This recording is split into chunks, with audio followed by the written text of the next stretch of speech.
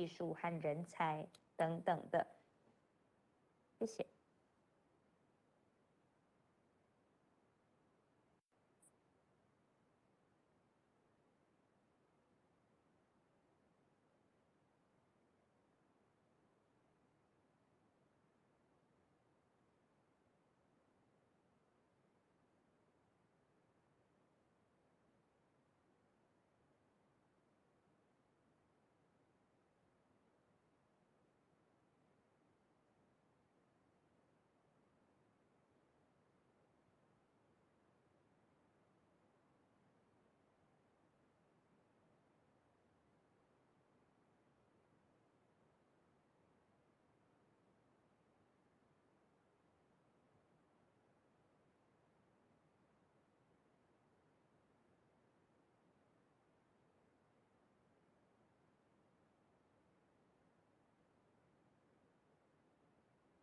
没有，因为你之前是用网页版登录，你现在又换成是用软体进去，所以会这样。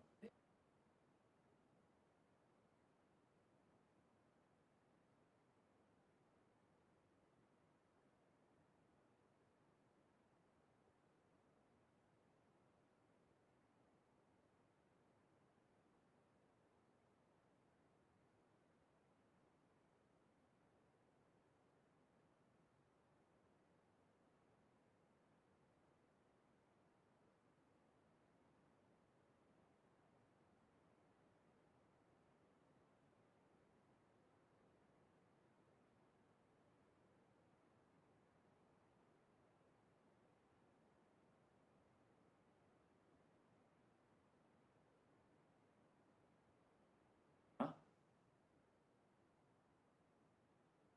没错，你说啊，你说，你说，应该是不会被退的。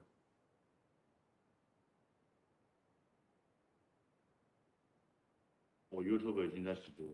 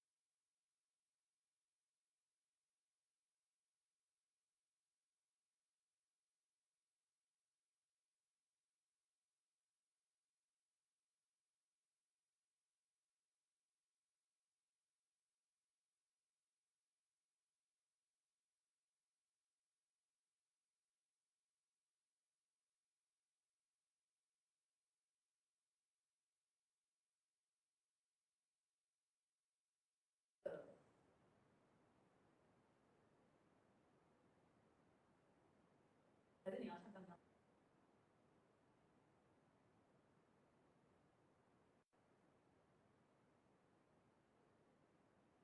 哎，什么？讲一下话吗？好，好，好，OK，不会。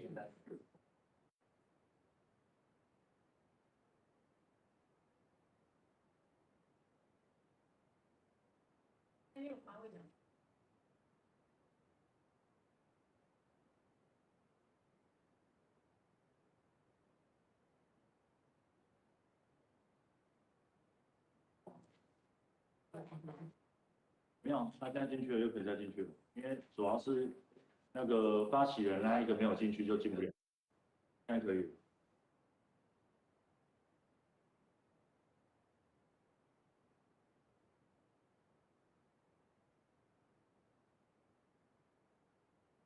好，政府定目标。这个是你的样子。哦，你看，你看你要不要调？我直接帮你调你想要的样子。再高一点吗？这样吗？可以啊，可以啊，好啊。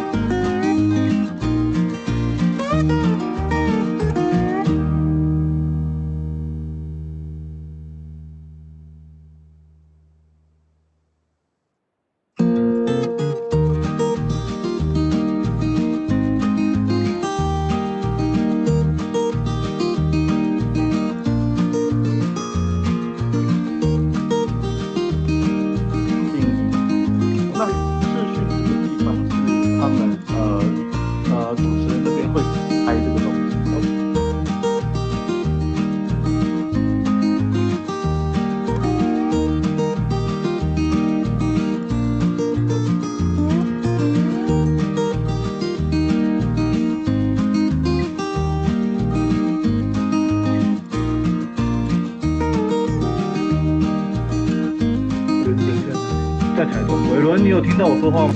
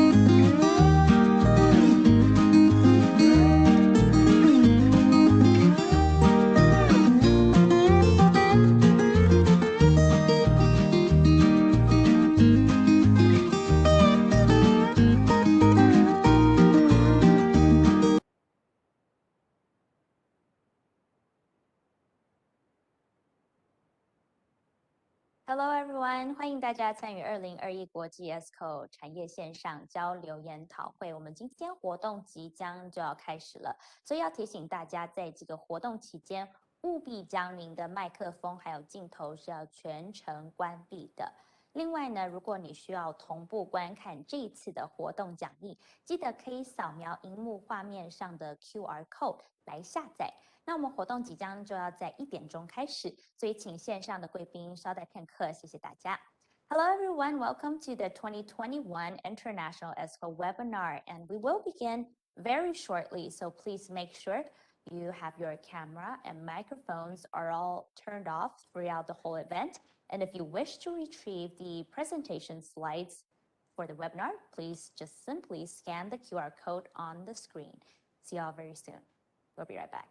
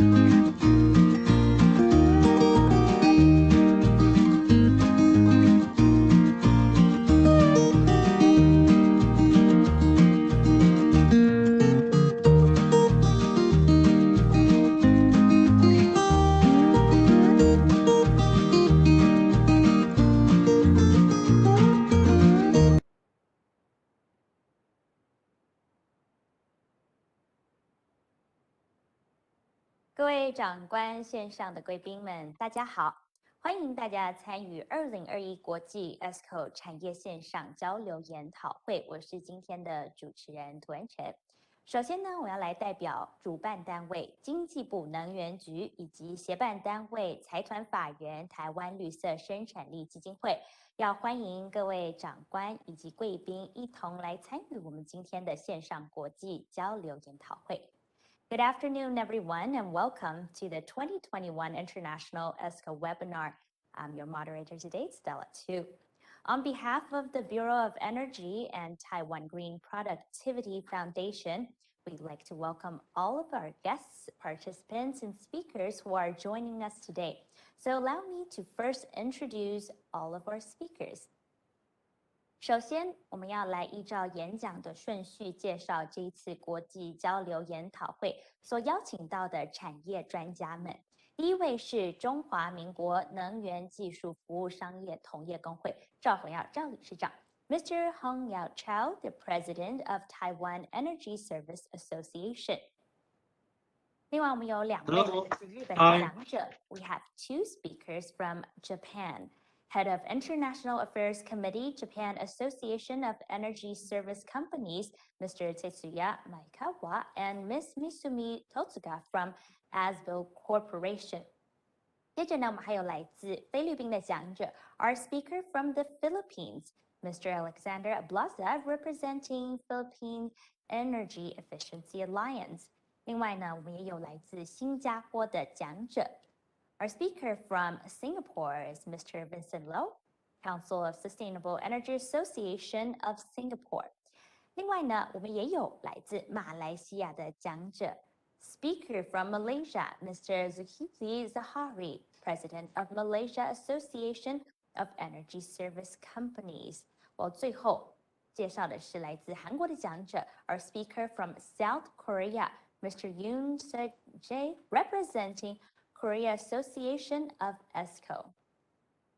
好，我们今天非常荣幸的可以邀请到国内以及国际 ESCO 产业专家一同上线，来和大家一起分享各国 ESCO 以及节能减碳法规政策、市场现况，还有节能产业的主流发展以及节能技术探讨等等的。今天在每3位讲者讲授的议题结束之后，我们就会进行5分钟的休息时间。那在活动的最后1个小时，我们将会进行研讨会的 Q&A 座谈。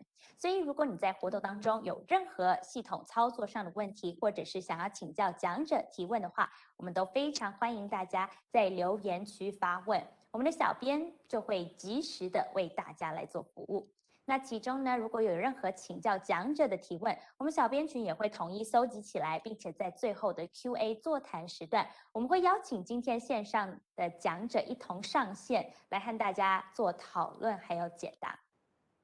So it's our pleasure to be able to invite all of the experts from all these different countries to share with us their ESCO guidelines, regulatory framework, and experiences.After every 3 keynote speeches today, we'll be taking a 5-minute short break, and we will hold a panel discussion during the last hour of the webinar.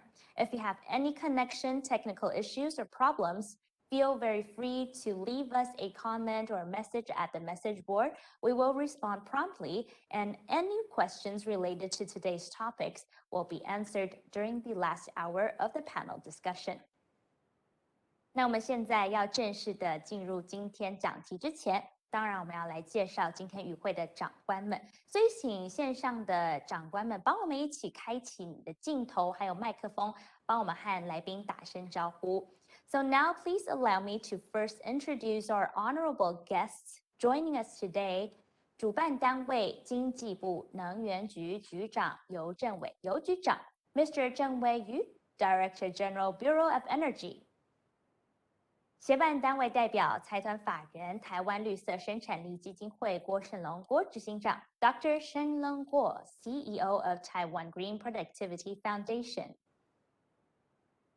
接着要欢迎的是中华民国能源技术服务商业同业工会赵宏耀赵理事长 Mr. Hong Yao Chao, the President of Taiwan Energy Service Association。还有台湾能源技术服务产业发展协会杨秉纯杨理事长 Dr. Bing Chun Yang, the President of Taiwan Association of Energy Service Companies. OK， 最后还要欢迎我们的中华民国能源技术服务商业同业工会及台湾能源技术服务产业发展协会，也同时是新北市绿色能源产业联盟的陈慧君陈创会理事长。Welcome, Dr. Bill Chen, Founding President of Esco, TESA, and NTPC. Welcome, everyone. 欢迎各位贵宾。现在呢，我们要邀请主办单位，就是经济部能源局局长游正伟游局长，帮我们来做开场的致辞。So please give our warmest welcome for the representative of organizer, Director General Yu from the Bureau of Energy.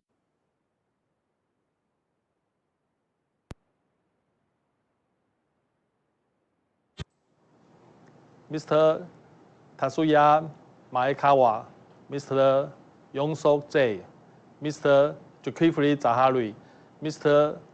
Ongjen Lun, Mr. Alexander Abraza, Mr. Vincent Low, 我们台湾 Esco 工会赵理事长，我们 Esco 协会杨理事长，以及在线上的各位贵宾、各位女士、各位先生，大家午安。那首先很高兴有这个机会代表经济部能源局出席今天的研讨会，谢谢大家一起共同来参加。那我想今天的会议相对的非常的重要。那我们也看到国际能源总署针对我们 Esco 产业有做出相关的一些统计的分析。那我们可以看到，在去年2020年整个的产值大概达到了330亿美元，大概也成长了6%。那尤其随着我们的节能减碳以及对能源的效率的要求，这个能源总署预估到2030年，这个产值还会进一步的提升到824亿元。那这是在国际上我们对 Esco 相对的越来越重视。那相同的，我们也来看看我们台湾国内的一个发展。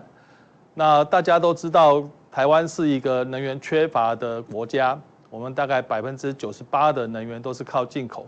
对，相对的，如何降低能源的消费，如何的聪明的、有效率的使用我们的能源，同时呢，扩展这个再生能源的建设，我想是我们台湾所面临的这个重要的课题。那在我们台湾 Esco 过去的发展里面呢，在这个节能减碳以及能源效率的部分，其实相对的扮演的相当重要的角色。那这一点，尤其从它的一个商业模式，我们可以看得出来，它是从节省的能源消费的这个费用呢，来回馈来收回它所投入的成本。换句话说，这个我们的能源用户本身并不需要来编列相关的预算，那这个就可以来解决我们的能源用户呢，他在这个经费以及专业能力方面这样的一个负担。我想这是一个很好的一个商业模式，我想也是广为世界各国所广为利用的这样的一个模式。那我们看一下台湾有关 Esco 产业的一个发展，从初期大概只有20家厂商，那目前呢已经成长到超过350家这样的一个产业的规模。那尤其你看它的一个产值的话，更是从过去的大概3.9亿不到4亿元这样的规模，现在已经成长到将近160亿这样的规模。那我相信，在未来我们2050近零碳排这样的一个国际趋势下，如何的有效率的使用这个相关的能源，我想是未来我们都要共同面对这样的一个课题，也是一个世界的趋势。当然，台湾也不能避免的要来一样来因应这样的一个发展。那我们可以看到，台湾在发展 Esco 里面，那过去能源局呢，透过节能绩效的保证方案，来辅导我们的业者导入 Esco 这样的一个制度。那我们看到，我们累积这些年下来，大概有466家的厂商，大概已经累积了我们每年的节电的这个度数，大概达到3.8亿度，那相当于22万吨的二氧化碳的排放量。我们从这个成果来看，已经是相当的一个可观。那未来的这个发展呢，我想也是要再更精益求精。所以我们最近也要导入这个量测验证的这样的一个机制。所以呢，我们也引入了国际的量测验证组织所用的这个专业证照制度，我们希望在台湾也能够落地生根。那初期呢，我们也培养了3位专业的一个讲师，也有150位这样的一个专业的一个证照的人员。我想这些种种呢，都是我们过去针对 Esco 推展所做的一些努力。那我想今天非常谢谢我们的执行单位绿基会这边安排这样的一个国际研讨会，那也邀请了各国在这个领域方面的专家学者，大家一起来分享经验。我想包括日本、包括韩国、包括新加坡、包括菲律宾、马来西亚等等，当然也有我们台湾的专家。我想我们利用这个机会，大家共聚一堂，来分享各国在推动 Esco 方面各国的推动经验，以及最新的这个技术的一个发展。那我们希望透过这样的一个研讨会的一个技术交流，可以让我们各国的这些Esco 业者有一个很好的交流学习的平台以及机会。那也针对未来的国际合作呢，可以奠定基础。那再一次的很高兴今天有这个机会来出席这样的一个研讨会。那我在这边呢，也预祝我们整个大会顺利成功。那各位出席的人都能够有满满的收获。敬祝各位健康快乐。谢谢大家。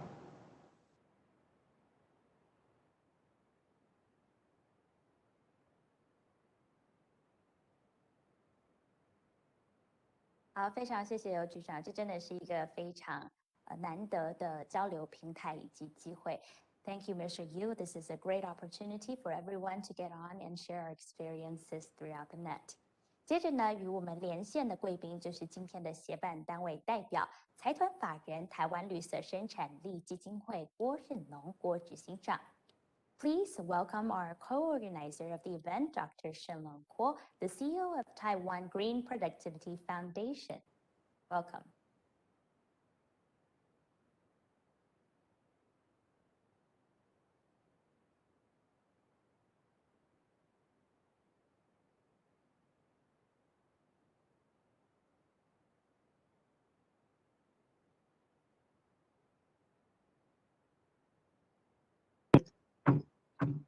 因应全球暖化及气候变迁的影响，能源技术服务就是所谓的 Esco 产业这种商业模式呢，在节能减碳提供了一个低成本，几乎是没有成本，然后成本效益非常高的一个解决办法，有效的提升了能源效率及经济的发展。全球各地节能技术日新月异，以及在全球化的这个市场趋势下，能够跨境合作非常的重要。有鉴于此，台湾经济部能源局希望实际推动亚太能源减碳合作，促成国际产业技术与强化商情的交流，建立贸易合作伙伴的关系，进行交流与研讨。诚如局长刚才所谈的，我国能源技术服务产业从2005年的产值从新台币3.9亿元，达到2020年的160亿，16年间成长了40倍。另外呢，我们的家数呢，从2005年20家成长到现在360家，成长了18倍。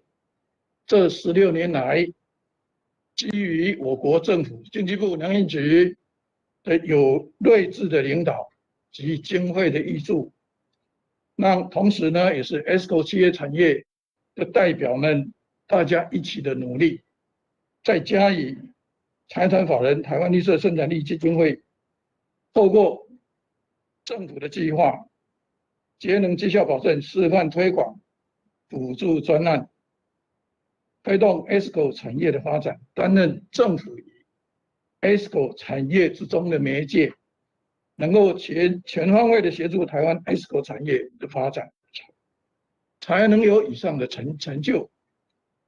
所以本次国际 Esco 产业交流研讨会邀请了我们亚太地区域 Esco 相关工协会上线来参与，将针对国际间 Esco 产业发展的现况及节能技术进行经验的交流，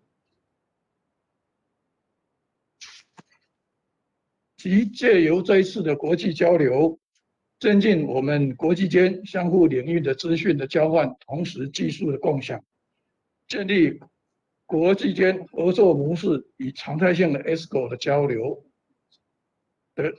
的坚实管道，带动国际 Esco 产业的发展。最后，本人仅代表财团法人台湾绿色生产力基金会，邀请各位贵宾、各位国际 Esco 产业线上来参加这样一个交流研讨会，并预祝今天大会圆满成功。各位贵宾与线上的所有的朋友们，大家身体健康，万事如意，谢谢。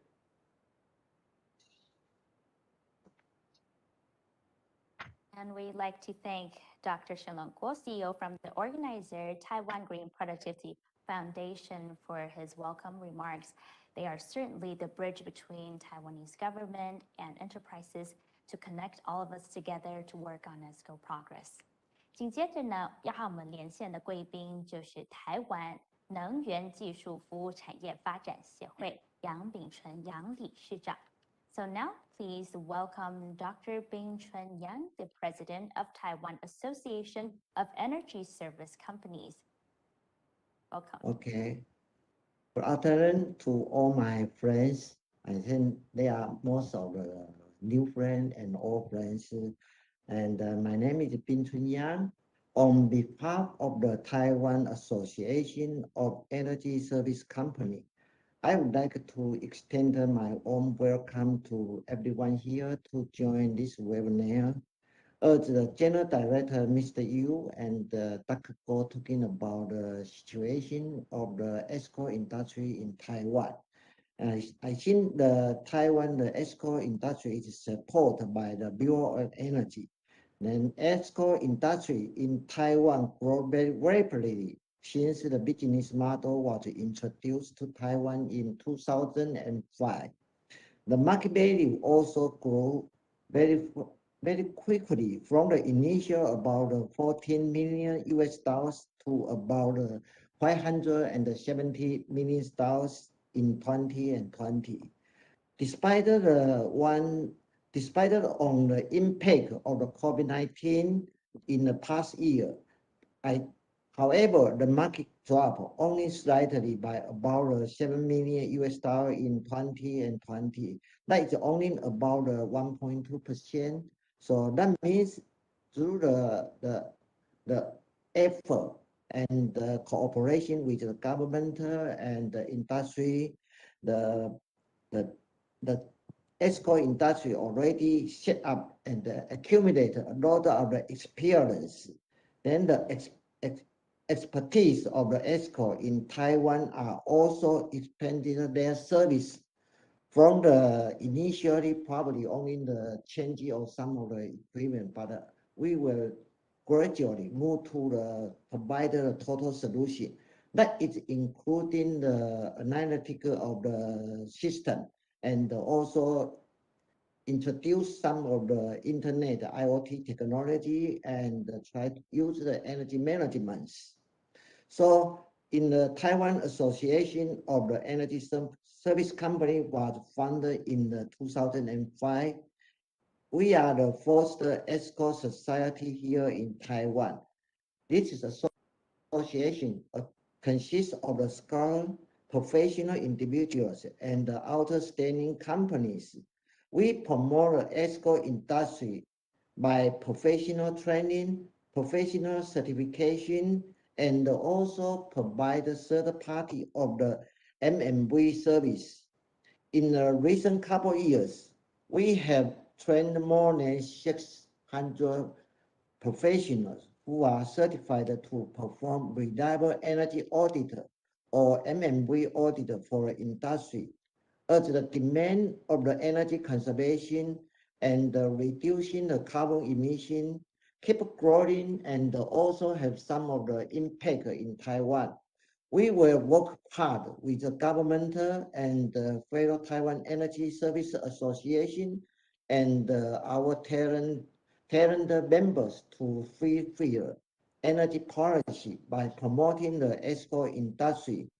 So in the conclusion of today's speak, I would like to thank you for the opportunity to speak here and share my thoughts with you. I will be here watching the webinar, learning some valuable information from all other participants, and I hope you will do the same. Finally, I would like to deliver my best wish to everyone and hope you can enjoy today's webinar, and also hope today's meeting can be very successful and every participant have a nice and keep health during the COVID-19. Thank you for everyone. 非常谢谢杨理事长 ，Thank you, Dr. Yang。刚才杨理事长有稍微跟大家打了个招呼，也欢迎大家来参与这一次的 webinar。那当然，他有说在台湾的这个 ESCO 这几年已经发展的其实是能源技术等等是发展相当的成熟了，所以在无论是培训或政府等等的合作，都是非常的顺畅。那也希望呢，在未来我们透过这个网络，即使是受到这个疫情的影响，也不会受到太多的一个影响。所以呢，透过现在网络等等的机会，尤其是像现在这种 webinar， 我们大家可以一起交流、一起合作。杨理事长也非常期待，他说他会看完整个 webinar， 也很希望可以学习到很多不同的东西。那最后呢，我们要为各位邀请致辞的贵宾是中华民国能源技术服务商业同业公会暨台湾能源技术服务产业发展协会，同时也是新北市绿色能源产业联盟的陈辉俊陈创会理事长。So now please welcome Dr. Bill Chen, the founding president of TAESCO, TESA, and NTPC to give us a welcome speech.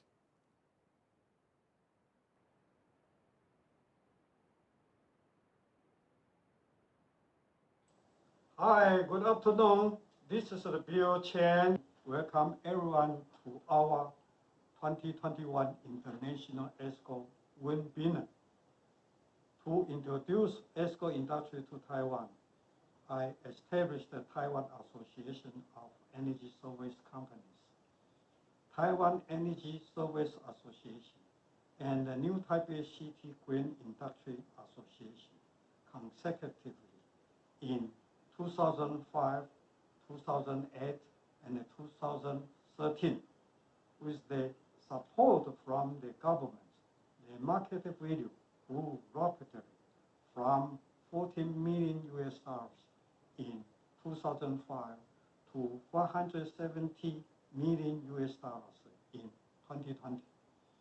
The number of active ESCO service providers in Taiwan also grew from initially 20 to 355 regionally. The technologies applied to ESCO products are also broadened from simple equipment change-outs to integrated total solution. As the ICT and the AI technology being standardized and blended into ESCO industry, more new business models such as cloud energy management service are created to monitor and analyze energy usage. This advanced solution will not only realize more energy-saving opportunity, but also provide more resilient energy supplies by any anomaly detection. It is proven that a typical ESCO project can easily save up to 40% of electric usage. As a founder of 3 major ESCO associations in Taiwan, I'm glad to see the progress of ESCO industry in Taiwan. I'm honored to be here, seeing a lot of old friends and new friends. I wish for productive afternoon and enjoy the wind dinner. Thank you for your attention. Thank you, Dr. Bill Chen， 也谢谢陈崇慧理事长。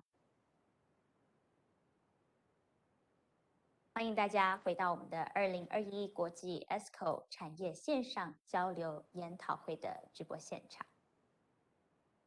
紧接着呢，我们就要进入今天的活动议程了。现在我们要来欢迎的是第一位讲者，中华民国能源技术服务商业同业公会赵宏耀赵理事长。Welcome everyone to join the 2021 International ESCO webinar. And we are now finally starting our first keynote speech of the day. So please give our warmest welcome to Mr. Hong Yao Chao, the President of Taiwan Energy Service Association. And his topic is on ESCO status and outlook in Taiwan.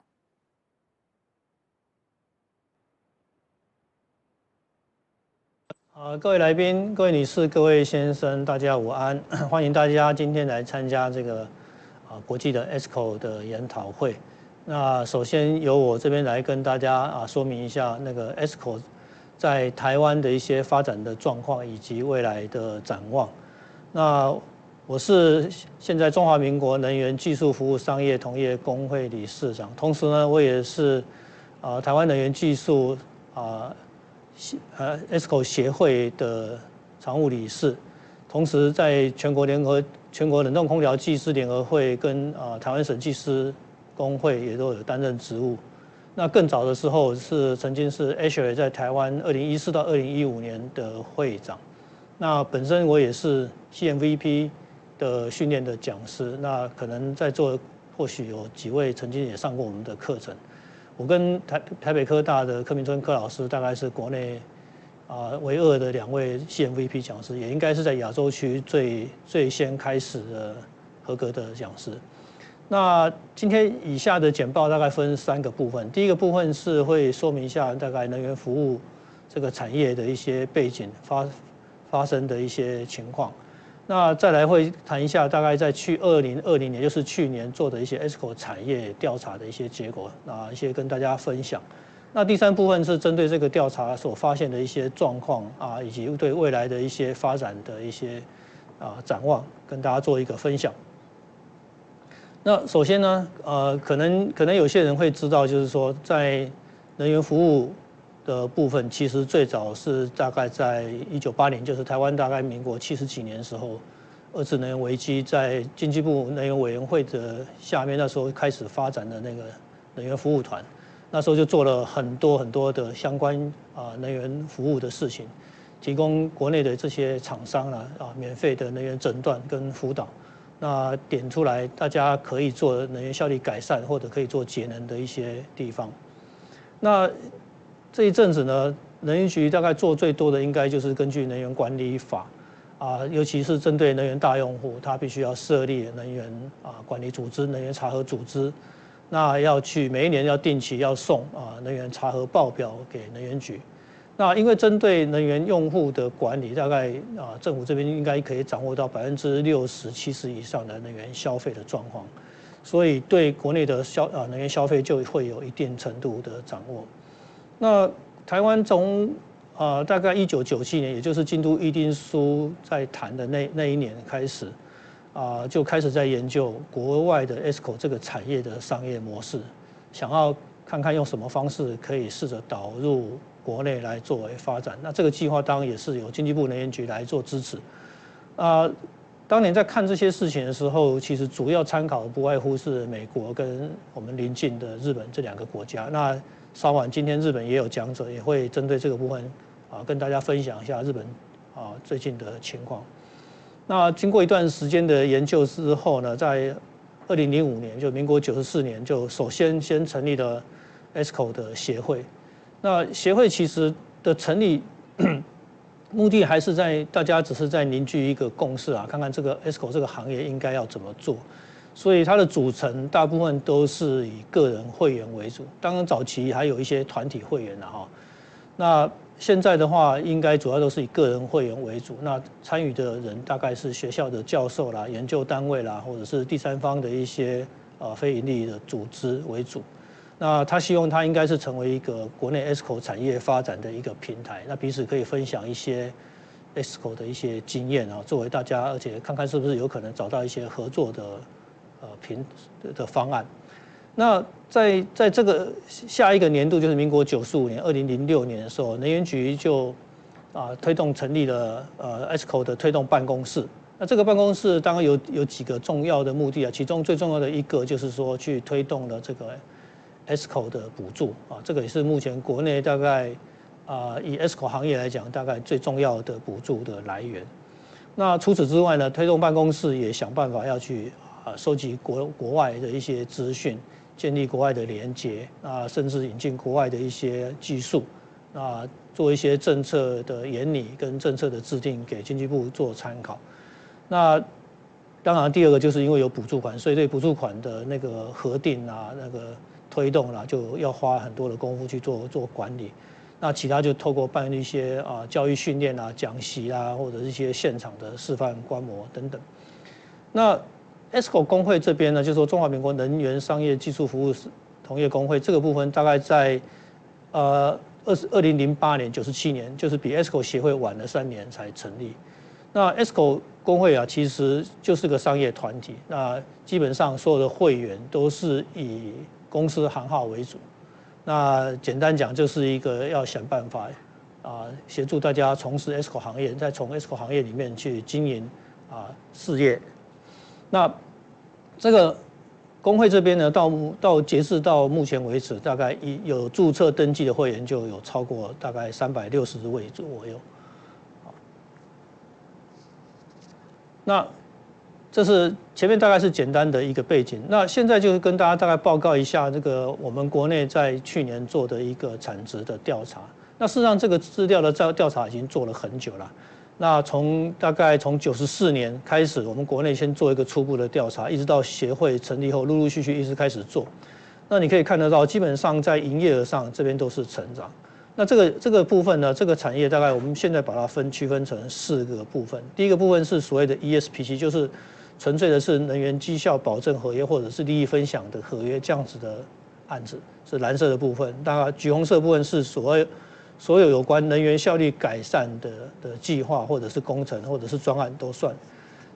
那灰色的部分大概是比较偏向在属于资源性的工作，譬如说前期的一些能源诊断专案管理 PCM 的工作啦，或者是一些规划设计，甚至有一些后来的一些量测验证的工作等等。那最后一部分黄色部分是单纯的是一些高效能设备的销售，包括比如说高效能的冰水机、空压机等等这样的销售。所以你可以看到这个趋势是一个往上成长的趋势，大概有2个年度是下降，大概在2009年、98年在金融风暴的时候，以及在去年就是疫情的关系，这个大概目前预估大概会减少大概1.4%。那不可讳言嘛，前几年的发展就是比较快，就是那个成长率都很快。到98年掉下来之后，在2010就是99年、100年这几年其实这几年会有比较大幅度的增加。其实有一部分的原因应该是归咎于这个补助款的金额的增加，所以那边有比较幅度的增加。所以在后面的话，市场就有可能渐趋于稳定。所以从2014年开始，从103年开始，大概增加的幅度都在落在大概6到7% 左右。所以基本上是一路成长。那这个趋势从目前会员调查的心态来看，大多数人还是期待它会持续成长。那原因不外乎有几个原因，就是最重要的原因可能是最近讲的比较热门的有关西边，就是欧盟碳边境关税的这个议题。那另外一方面因为可能也是台湾的油电价格毕竟是偏低，那长期来看不可能是这么低，所以未来油电价格的上涨可能也会直接间接带动整个产业的营业额往上走。那以 Esco 的经营的形态来讲大概有分成3大类。这些公司呢，如果我们讲单纯只做 Esco 的公司，其实只有占16.5%。什么叫做单纯呢？因为它就是它大部分的业务就是做节能绩效保证工程，或者是能源效率的改善工程，这是大概16.5%。那第二多的部分，大概就是属于能源效率设备的销售，是占了大概1/3的公司是做这个部分。那其他最大部分有1半以上都是做能源效率相关的公司，它就是可能除了能源改善工程以外，设备销售以外，其他周边的东西大概是这样。所以实务上来讲，单纯只做 Esco 的公司，其实占比不到2成。那这个也可以从这边大概也可以想象的出来，就是说，你公司如果单纯只靠节能绩效保证或者说利益分享，像这样子的业务形态来生存，应该是非常非常少。所以大多数公司做节能可能是一部分的业务形态之一而已。接下来我们看一下 Esco 的商业的模式的类型啊，我们下面大概把它分成几个类型，就是所谓 Share Saving， 就是利益分享型。跟 Guarantee Energy Saving 就是就是节能效益保证型，那另外一种就是能源效率改善工程呢，但是它带有1次的量测，至少1次的量测验证，这样子的类型是灰色部分。那第4种在黄色部分是刚刚讲的，就是设备租赁，可能是节能效率的节能设备的一些租赁。那浅蓝色的部分大概是单纯的设备销售，就是销售可以一次买断，那租赁可能会跨好几个年度。那最后一部分就是刚刚讲的周边的资源性的工作。所以你从2016年，就是从105年一直到去年109年的趋势变化来看变动最大的就是灰色的这个区块，大概都从后面大概2成多到后面几年增加到40%。那因为那其他的部分呢，像蓝色的这个浅蓝色这个能源效益保证型，这个基本上没有太大变动，但是绿色的部分利益分享型就变少。那从这边可以看得到，因为利益分享型它一般来讲它是跨年度的，它需要做一定的时间的那个量测验证去确保节能的效果，而且这个是融资方就是由 Esco 来出钱，那甲方本身它不用再出费用，所以多数的开始的公司都会希望用这个开始，因为甲方会希望这样的。但是这个东西做多的时候，对 Esco 公司的财务调度会有很大的困扰。那因此呢，后面这几年你可以看到灰色的这个，虽然是能源效率工程，但是它只有1次量测验证。那这样子的工作，大多数都也是在一年或者2、3年之内就把那个款项付完。对 Esco 产业来讲，它是比较适合这样子做，它比较不用太多的资金的调度，其他部分的比例变动就不大，主要是这2个，所以可能这个也是间接的看到说，就是说你越长的 Esco 的合约的时候，彼此的风险会增加，不光是资金的成本会增加，而是有相对的成本的增加，所以这是一个比较大的一个变化。那设备的租赁其实也一直在减少，可能也是跟那个要分期的方式去支付。那另外一个部分，或许跟租赁公司的业务形态的转变，所以相关的节能设备的租赁就相对在逐年的递减。那接下来看呢，我们在 Esco 商业的操作呢，目前的状态是这样子。从公司的形态，这个是资本额，大概从100万资本额来看，平均都在2亿5千万上下，2亿8或甚至3千。可是呢，事实上在 Esco 公司这个调查范围，我们这个调查其实是一个不完整的调查，因为其实主要调查对象就只限于我们 Esco 工会的会员，所以它并不是国内的所有的 Esco 的相关的公司都会在我们的会员里面。那所以你可以看到这个平均大概在2亿7千万左右，但是呢，中位数只有大概6500万，所以大小规模会差非常非常的大，所以这个在调查上也会有一个。可是呢，你可以看到，在这个 Esco 行业里面，持续存在公司都在5年甚至6年左右，所以大家在这个行业都已经持续很长的一段时间。那营业额在过去2017、18、19这3个年度来看，这个是当年度调查的时候的营业额，这是未来预期未来会增的营业额，大多数都是看好，大概只有在2020年这次的调查里面会比较大家对年度的营业额的成长就抱持比较保守的态度。那再来你可以看到能源效率的一个销售额啊，就这个在公司的营业额占比，因为刚前面讲，很多公司它并不是100%都靠能源效率的工作来维持公司运作，它还有夹杂着其他的业务。所以在这个情况下呢，你可以看到以2020年来讲，平均大概20%左右，其他年度也差不多从16% 到24% 左右，所以其实都不是占比100%。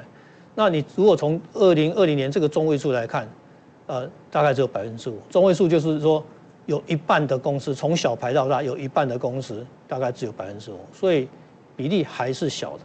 那但是以获利来讲，大概维持在8.3%。那可是它跟过去的3个年度比，还是变得比较少，所以这个当然也变成一个竞争。那甚至有些公司会有到某些计划的营业会亏损，所以这表示越来越竞争，可能是越来越白热化。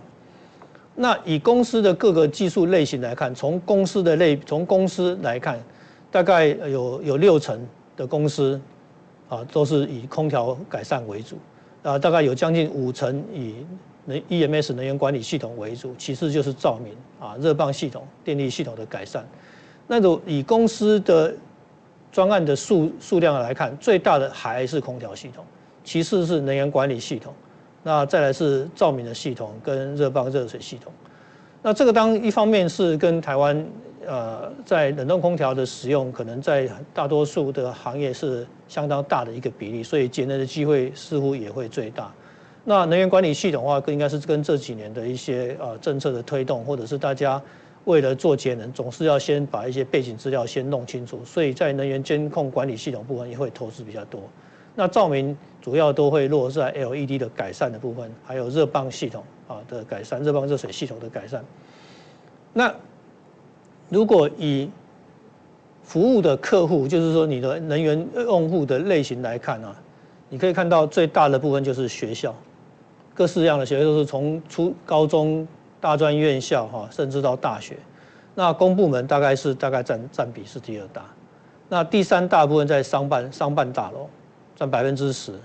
医院那有一些社区，譬如说社区或者是那个比较大型的一些国家社区。可是你可以看到，从这边开始上这一部分，这右边一半部这70%将近70%的比例，客户都在商业用户，就是在商业用户。为什么呢？其实因为他们的设备可能相对简单也单纯。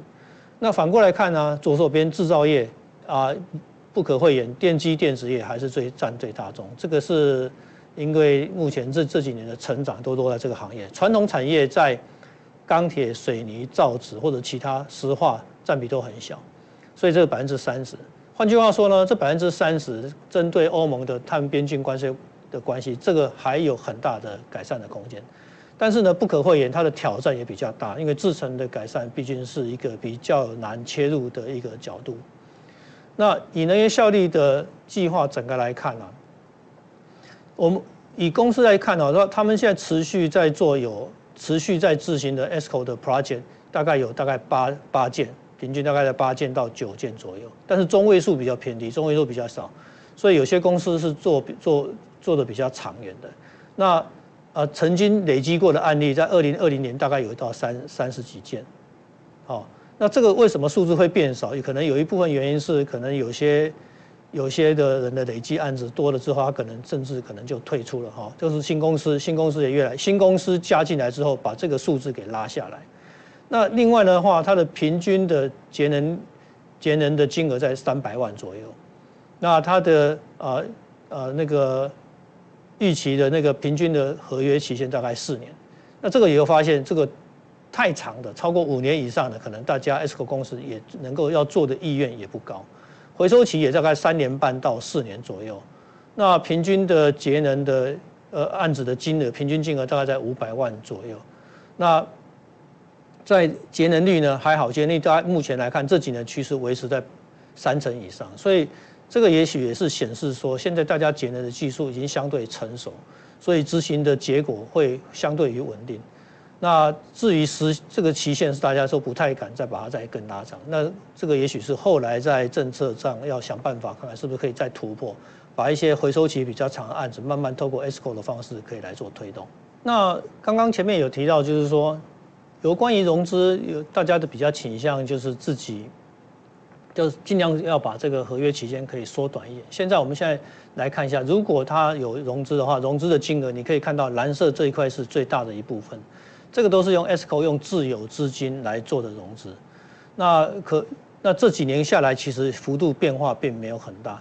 橘色的部分是可能跟银行业或者是跟租赁公司合作，用专案融资的方式去执行。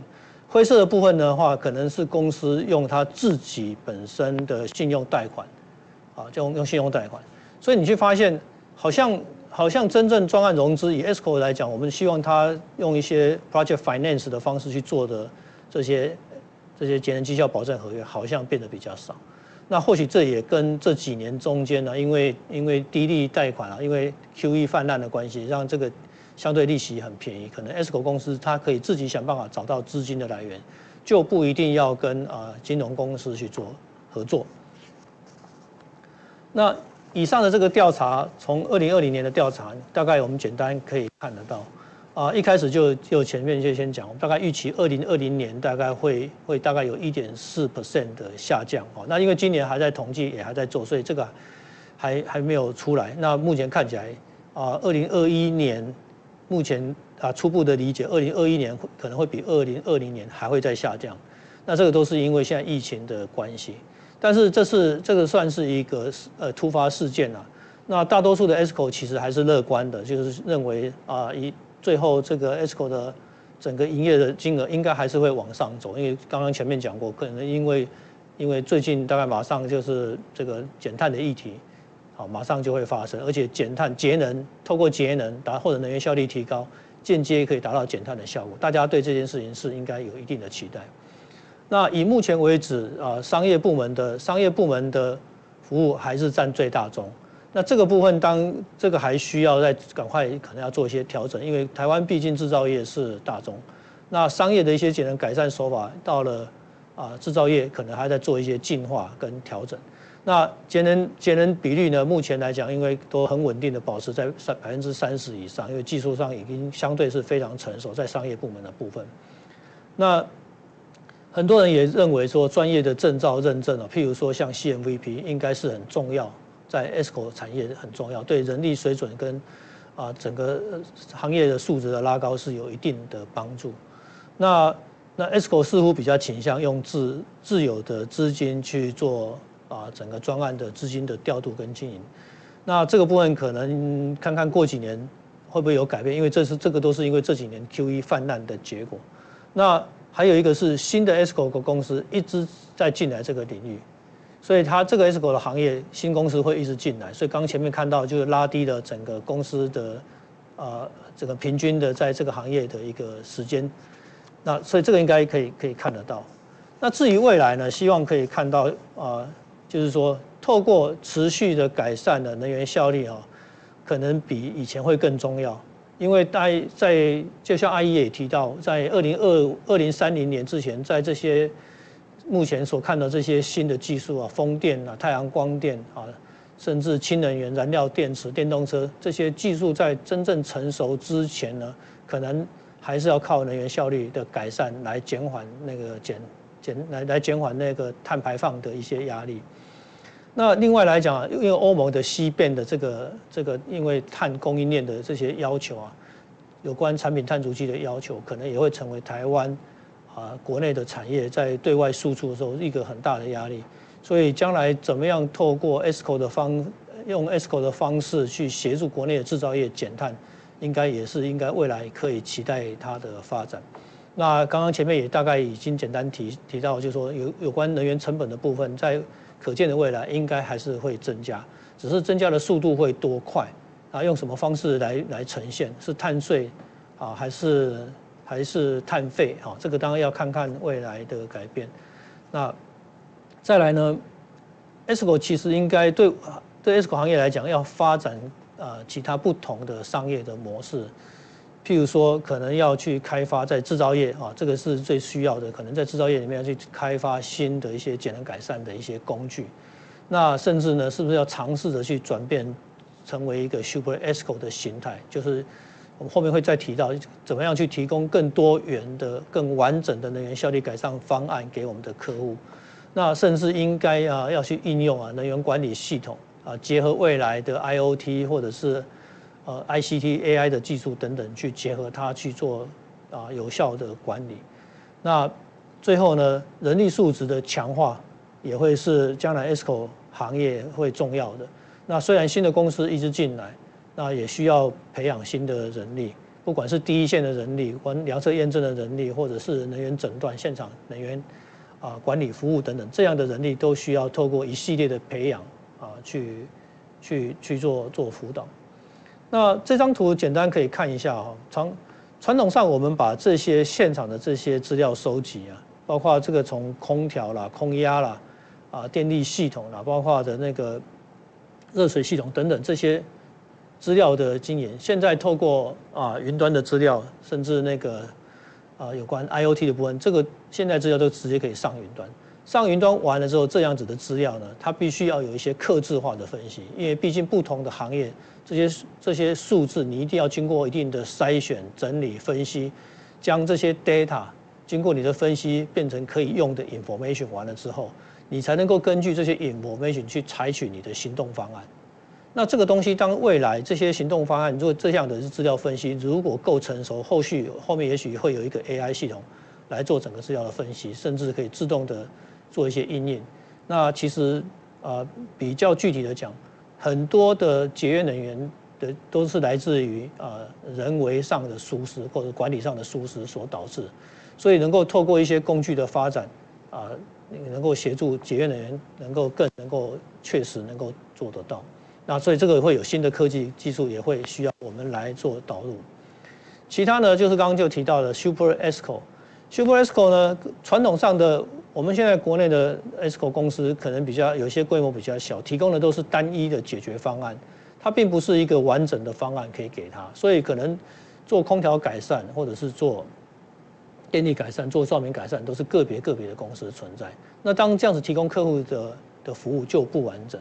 那未来期待可能会有一个整合型的，就是 Super Esco 的逻辑可以出现，它可以提供比较完整、全面性的客户的概念，甚至呢未来透过一些量测验证 MV 2.0 的方式，用大数据的方式去帮你所有的资料收集回来，分析完了之后去看还可以做什么样的改善、运转策略的改变，或者一些预防保养的预告，让你知道避免一些能源改善。避免一些能源上面的一些浪费。好，那以上就是今天简单的说明待会今天下午可能还会有一个最后有一个综合的讨论，到时候我们一起来看看有什么问题，来跟大家做分享与讨论。谢谢。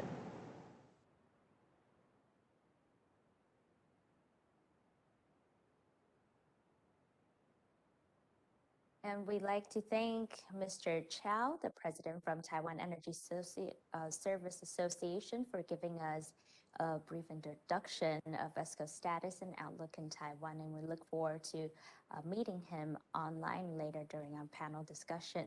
我们要非常谢谢赵理事长给我们的这一趴演讲。紧接着呢，我们要进行今天第二个研讨议题，将会分成2段。首先，我们邀请到的是日本 Esco 推进协议会国际委员会主任委员前川哲也 Mr. Tetsuya Maekawa。和我们要来分享 Escos in Japan.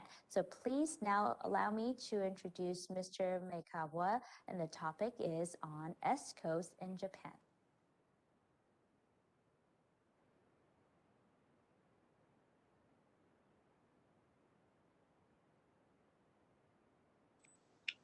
Good afternoon from Tokyo. I would like to make a presentation about the situation in Japan, and maybe Asbil will explain you about the cutting edge technologies.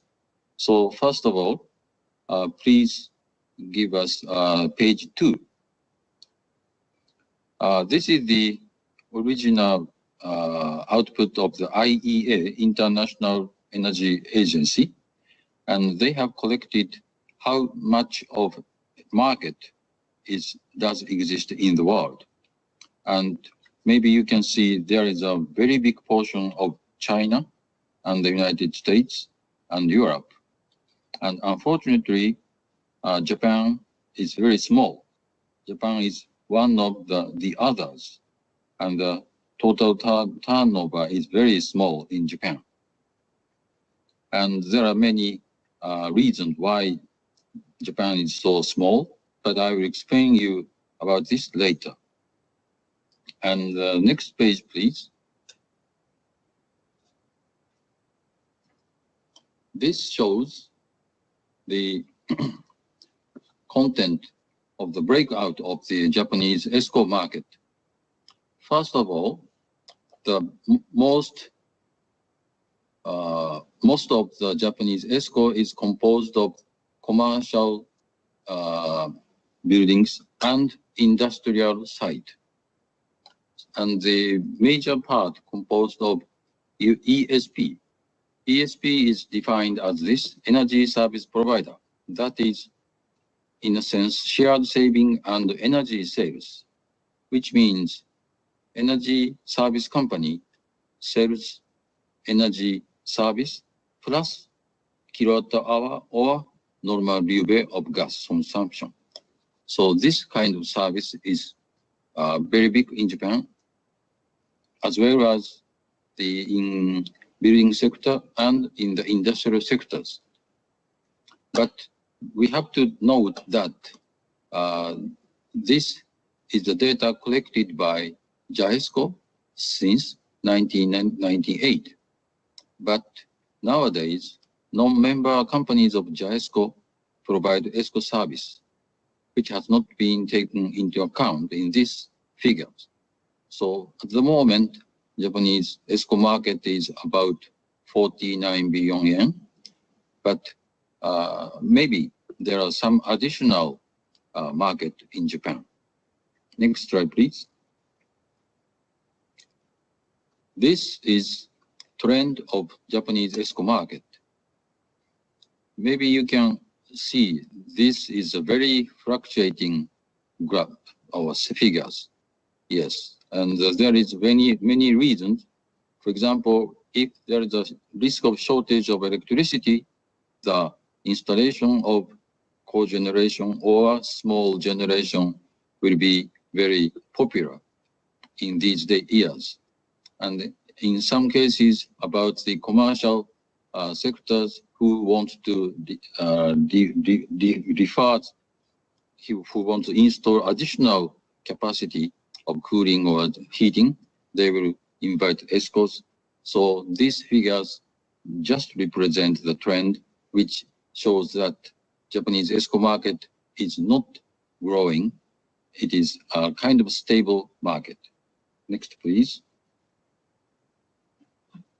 This shows the history of ESCO as a national energy policy in Japan. ESCO was introduced in Japan from the United States in the year of 1996. And just after 2 years, first ESCO company was established, and the JAESCO, Japan's association, was established in 1999.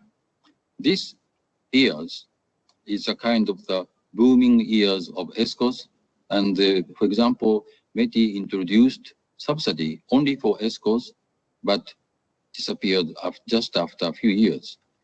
Then afterwards, 3 ministries supported ESCOs.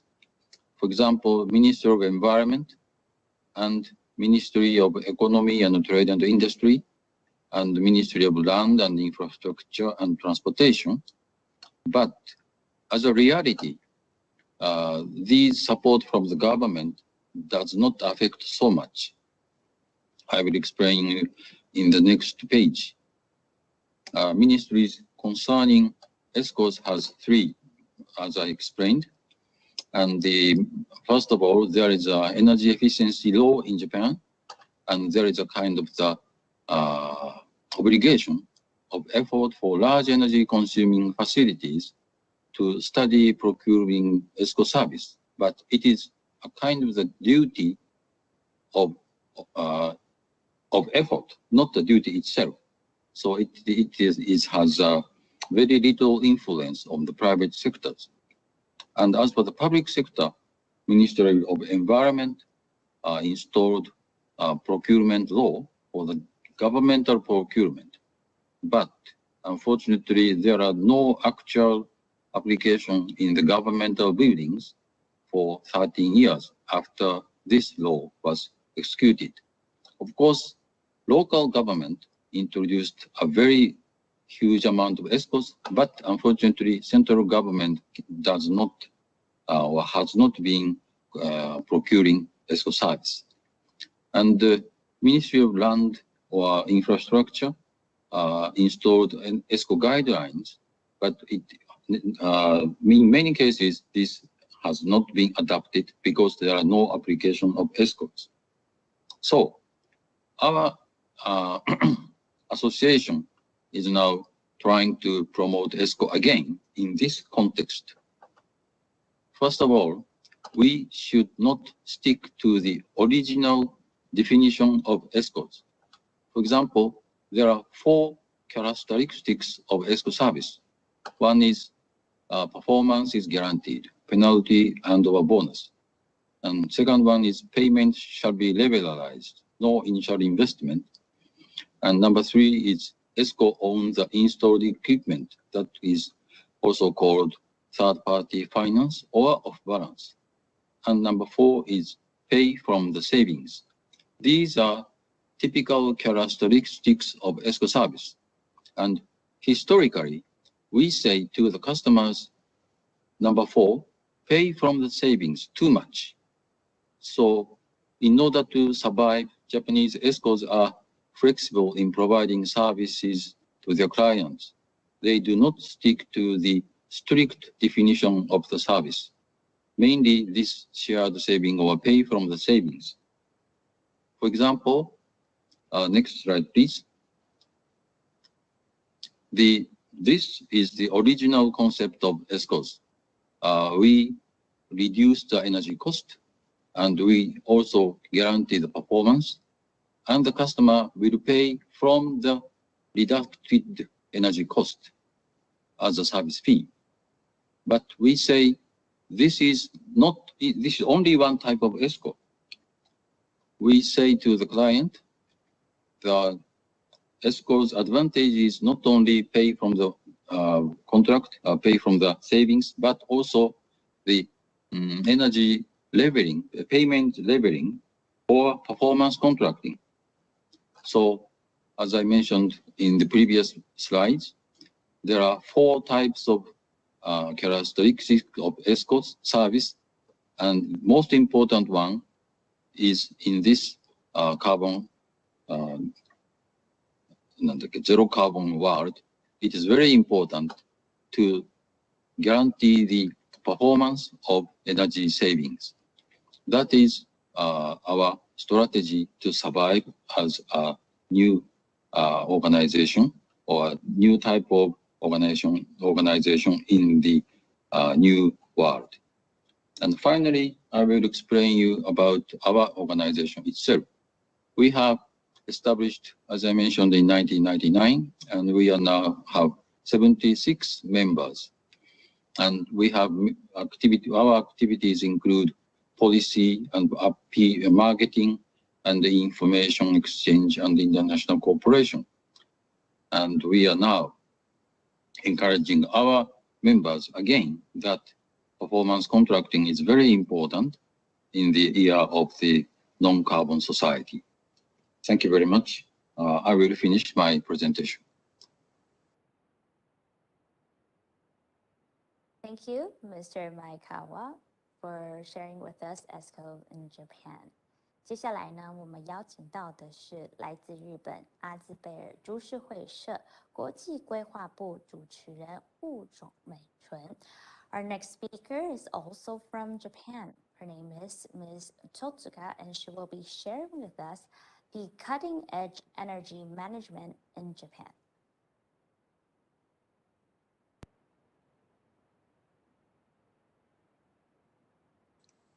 Hello everyone, my name is Totsuka from Asper Corporation. Today, as part 2 of Japanese ESCOs and their technologies, I would like to explain about cutting-edge energy management technology in Japan. Before getting into the specific explanation, I would like to briefly introduce our company, ASBIO Corporation. ASBIO Corporation is a Japanese automation manufacturer with a history of more than 100 years, and we are developing, manufacturing, and providing our product and maintenance services related to automatic control in factory and buildings. In addition, ASBIO is one of the leading ESCO company in Japan that provide energy-saving solutions by utilizing the measurement and control technology cultivated over a decade in the field of automatic control. We also have ASBIO Taiwan here, and we provide various Japanese technology through automatic control equipment and systems. In Taiwan, we are working with energy-related organizations such as TESA, so I think some of you may know us. Today, as a representative of Japanese ESCO company, I would like to explain state-of-the-art technology of energy management in Japan. ASBIO has been tackling environment and energy issue in society. In buildings, conserve energy by optimum control of air conditioning, improvement and renovation of facility according to the scale and use of buildings. In production sites, reduce electricity consumption and energy waste of production facility by means of automation. In town, contribute to the realizations of sustainable society by supporting stable supply of lifeline such as water and gas. In this presentation, I will explain the mechanism to realize fully automatic demand suppression that minimize the impact on residence and building facility based on the consumer side mechanism, BEMS, and remote monitoring and control mechanism, BOSS24, that ASBIO has proposed to the Japanese market as an environmental contribution. Here is today's content. Social background, domestic electricity situation in Japan, virtual power plant, VPP, demand response, DR, ASBIO's effort toward environmental energy issue, fully automated demand control mechanism, OTR, OTR technology, BEMS, BOSS24, achievement.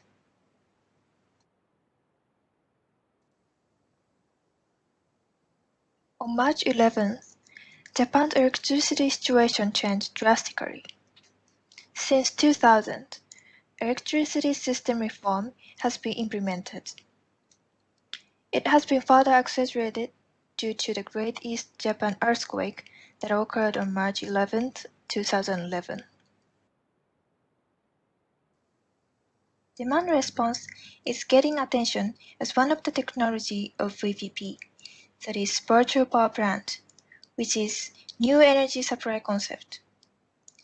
VPP is a concept that active power control on a consumer side is equivalent to the expansions of power supply facilities. In other words, to suppress the electricity on the consumer side by managing the renewable energy resources in the power grid, and suppress the demand on the consumer side is equivalent to expand power supply facility. To realize the virtual power plant concept, there are three key technologies. First, distributed energy resources, DER, and their control technology. Second, IoT technology. Third, demand response technology. First, about distributed energy resources, DER, and their control technology. In recent years, distributed energy resources, DER, are spreading rapidly. VPP is a mechanism that allows them to behave like a power plant by integrated control. Second, IoT technology. By the improvement of IoT, we could manage all the resources, including demand side, and it could be possible to optimize the supply and demand balance. Third, demand response technology, utilizing IoT. Demand response, which optimally controls the demand on the consumer side, is equivalent to power generation by renewable energy in the grid, and power leveling by storage and discharge control using power storage equipment. This is important technology of VPP. In terms of demand response, which stands for DR, I'll explain a little bit more detail. Demand response DR is one of the measures to cope with the urgency in supply and demand of electric power from demand side instead of supply side. In detail, demand response has such as demand suppression and leveling by control of facility equipment, the distributed generators, and the batteries. This solution is expected to be very important technology when renewable energy resources, for example, solar power, which is unstable supply, is introduced and has a big share in a grid.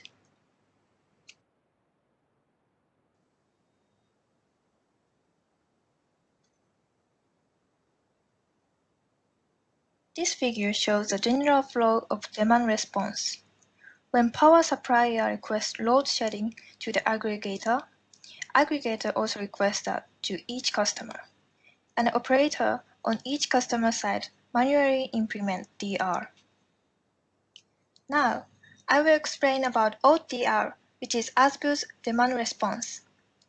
ODR is unique technology that combines BEMS, which is an energy management system for building, and BOSS24, which is a remote management service.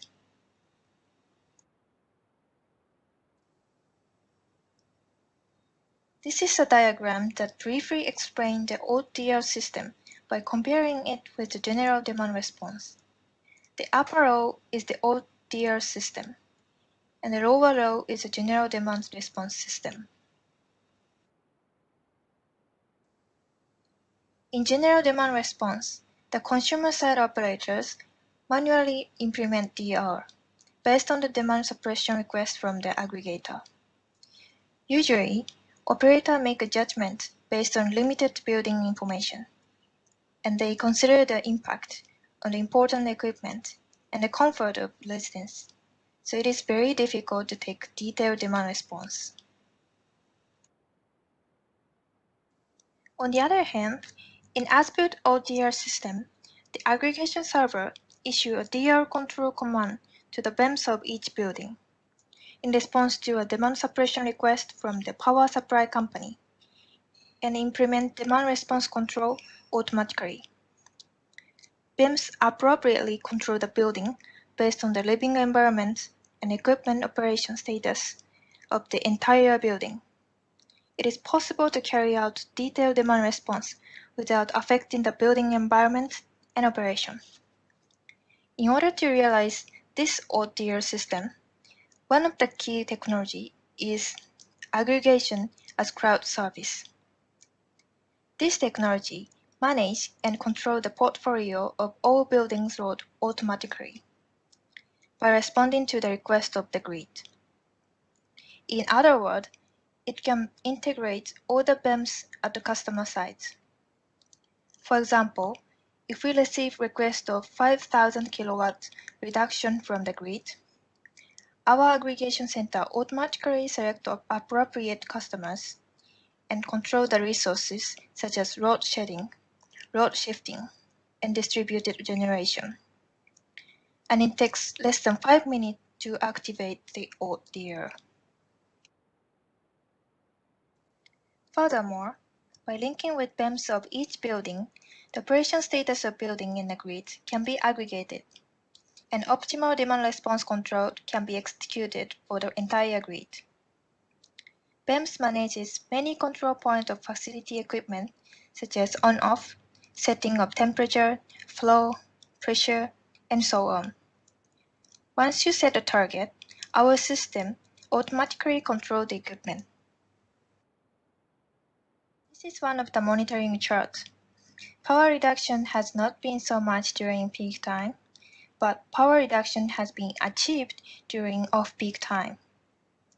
In this way, The OTR system can be constantly monitoring the operation status and power usage status of the equipment and perform real-time demand response control. On the screen, such like this, you can compare the baseline and actual power usage as a result of demand response control. By integrating those three technologies, we developed fully automated demand response system, which control demand with keeping comfort and optimum operation of facility. We have more than 30,000 installed bases of BEMS, and if all BEMS systems are integrated, it could be huge potential of demand response. As I mentioned earlier, ASBIL is a manufacturing company of building automation system. In addition, ASBIL is a leading company of BEMS. This view shows an image of the key technology, Building Energy Management System, BEMS, which manage all the facility equipment in the building. ASBIL support customers realize building operation, energy conservation, and cost saving by providing BEMS-related equipment and system, such as various sensors for monitoring building environment, like temperature, humidity, and controller, actuators, central monitoring system, and energy conservation application. This view shows an image of the key technology, remote building management through communication network. We have more than 30 years experience and manage more than 550 buildings. This technology contributes to aggregate and manage many buildings at the same time. Currently, we provide these technology as automated demand response service.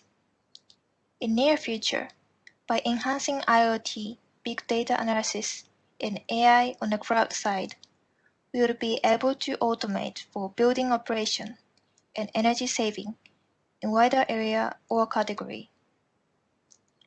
We believe this solution will play important role in coming smart society. This is a trend regarding VPP and DR in Japan. In Japan, with the aim of introducing VPP and DR from 2012, the Japanese government, major electric power companies, manufacturers, and other companies have collaborated to start survey and are working for creating mechanism and disseminating through demonstration project. Japanese government is promoting subsidy project for the purpose of popularizing VPP and DR. Thank you.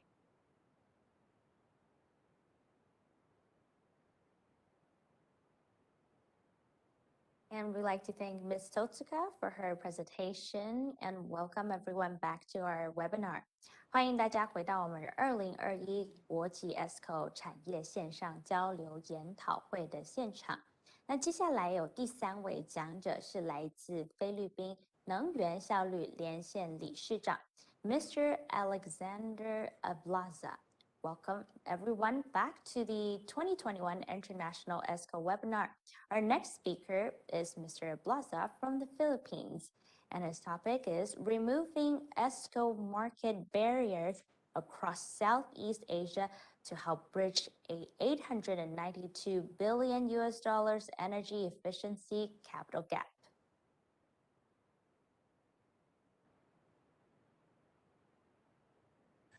Good afternoon. I thank the Taiwan Green Productivity Foundation for inviting me to share with you how we should bridge Southeast Asia's close to $1 trillion in energy efficiency capital gap through 2040. And we could do this effectively if, as a region and as local economies, we remove ESCO market barriers. I wear the hats of Asia Pacific ESCO Industry Alliance, as well as the Global ESCO Network. Next slide. In the Asia-Pacific ESCO Industry Alliance, we have established over 3 years ago that 60% of the global ESCO market is in Asia. And I think this percentage is growing. I have a feeling that out of the $33 billion market that it is today globally, maybe 2/3 or close to 66% actually sits in Asia. Next slide. The Asia-Pacific ESCO Industry Alliance now embraces 10 country ESCO associations, and we have been meeting from June 2018 to April this year. And we now embrace the ESCO associations of China, India, Indonesia, Japan, Korea, Malaysia, Philippines, Singapore, Taiwan, Thailand, and Taiwan. And it's all about creating a regional platform to exchange knowledge, to build ESCO sector capacities, technical and financial, to enable cross-border transactions, to ease technology deployment and investments. So this platform will strengthen and flow capacities, if not capital, from the more mature ESCO markets to the more nascent ESCO markets. Next slide. I also wear the hat of being one of the founding advisory board members of the Global ESCO Network. And the Global ESCO Network, I bring Asia Pacific region there. There are representatives from the North American markets, from UK, from EU, and we're now embracing Latin America and Africa. And it's all about mainstreaming. It's all about growing ESCO and making them work and knocking down regulatory, market, and policy barriers existing in different developed and emerging markets. And one of the first mission is actually to find countries that would mainstream energy efficiency in its national determined contributions under the Paris climate obligations. We have our headquarters and secretariat anchored in the Copenhagen Center for Energy Efficiency in Denmark, as well as collaborating with the Efficiency Evaluation Organization, or EVO. Next slide. A previous study of mine shows that using the projections of the International Energy Agency in using their two scenarios, one is called the stated policies scenarios called STEPS, and the other is the more ambitious scenario leading us to the 1.5 degree to 2 degree global warming limits. It's called the Sustainable Development Scenario.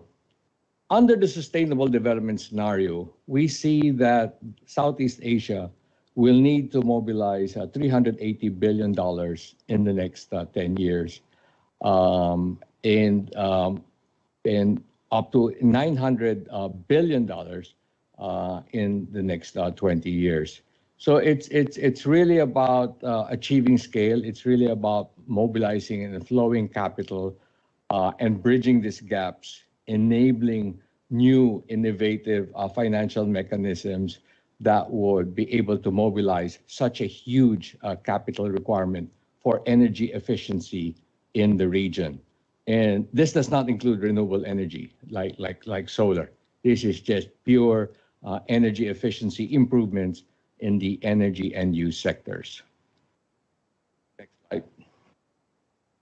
So in this pie chart, we see that about $300 billion, or a third of that capital requirement, will be able to be mobilized through what we call business as usual mechanisms. So we have the self-finance mechanism, the debt finance, and the leased finance, and other on-balance sheet modalities.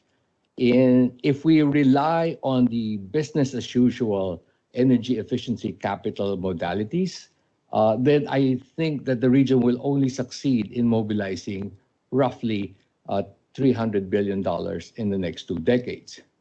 What the region needs is to remove barriers and to enable innovative mechanisms, structures, and vehicles that would flow energy efficiency capital outside the balance sheet of end users.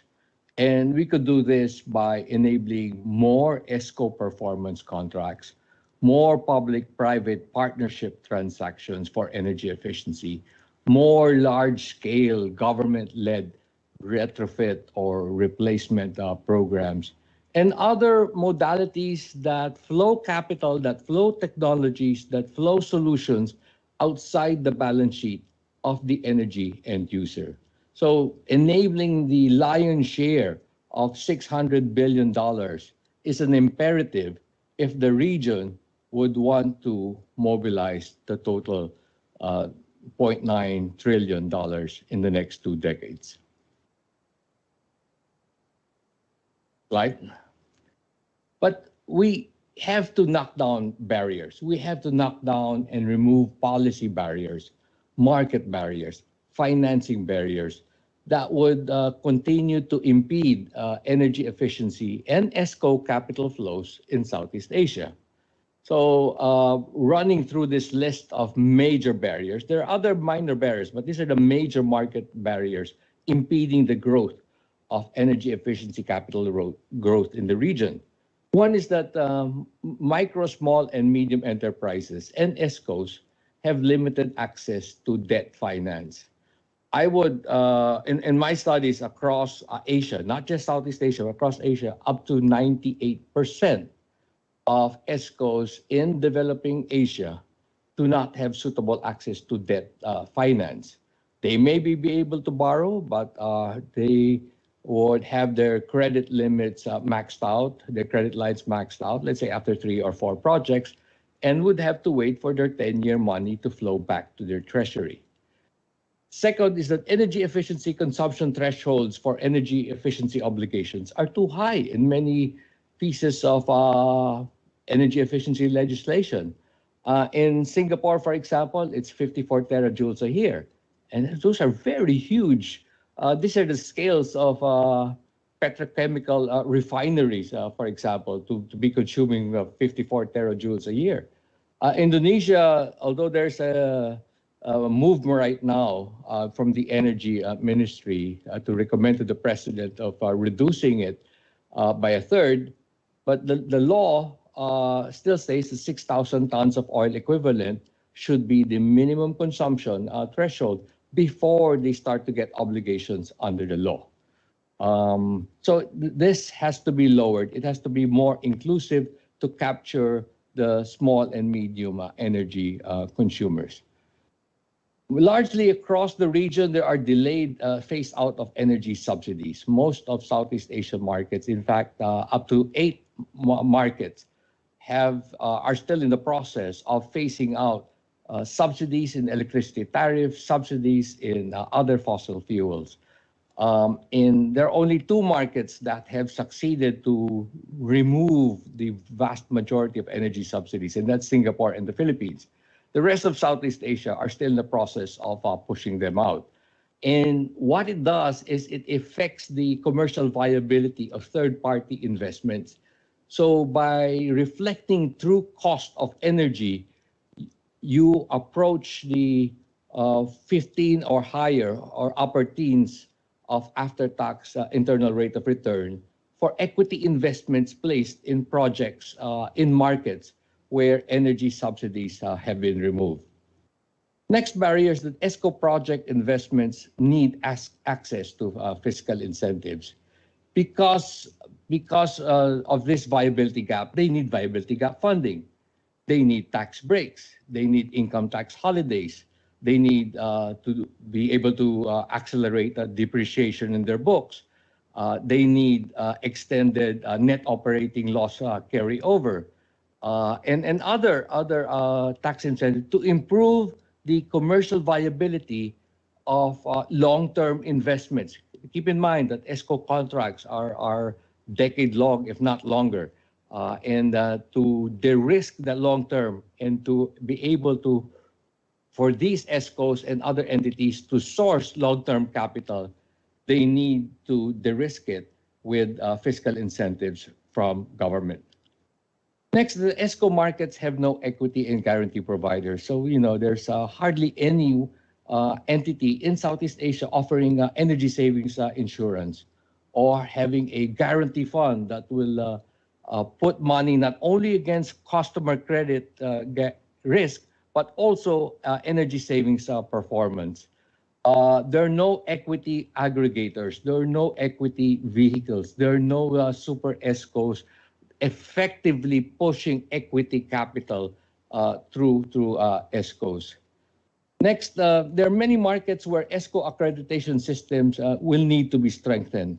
We have to create this discipline of ESCOs that are able to achieve, those with track record, those with in-house capacities, technical capacities, and those with experience in arranging and guaranteeing the financial and energy performance of their projects. Next, there is a lot to do in building ESCO sector capacities. There are many markets without industry or government standard performance contracting templates. There are many ESCO markets in Southeast Asia with a clear shortage of certified energy managers, certified energy auditors, certified measurement and verification professionals. So there's a clear shortage of people who know how to do, let's say, level 3 and investment grade audits, who know how to design and negotiate measurement and verification plans, who know how to negotiate energy savings performance contracts or energy service performance contracts with host entities. And lastly, there are still some governments in Southeast Asia whose procurement and budgeting rules are not compatible with the ESCO performance contracting. There are some governments that say that, oh, ESCO performance contract is a hybrid because it's neither pure goods nor pure services. And therefore, ESCO contracts, ESCO services cannot be procured under government rules.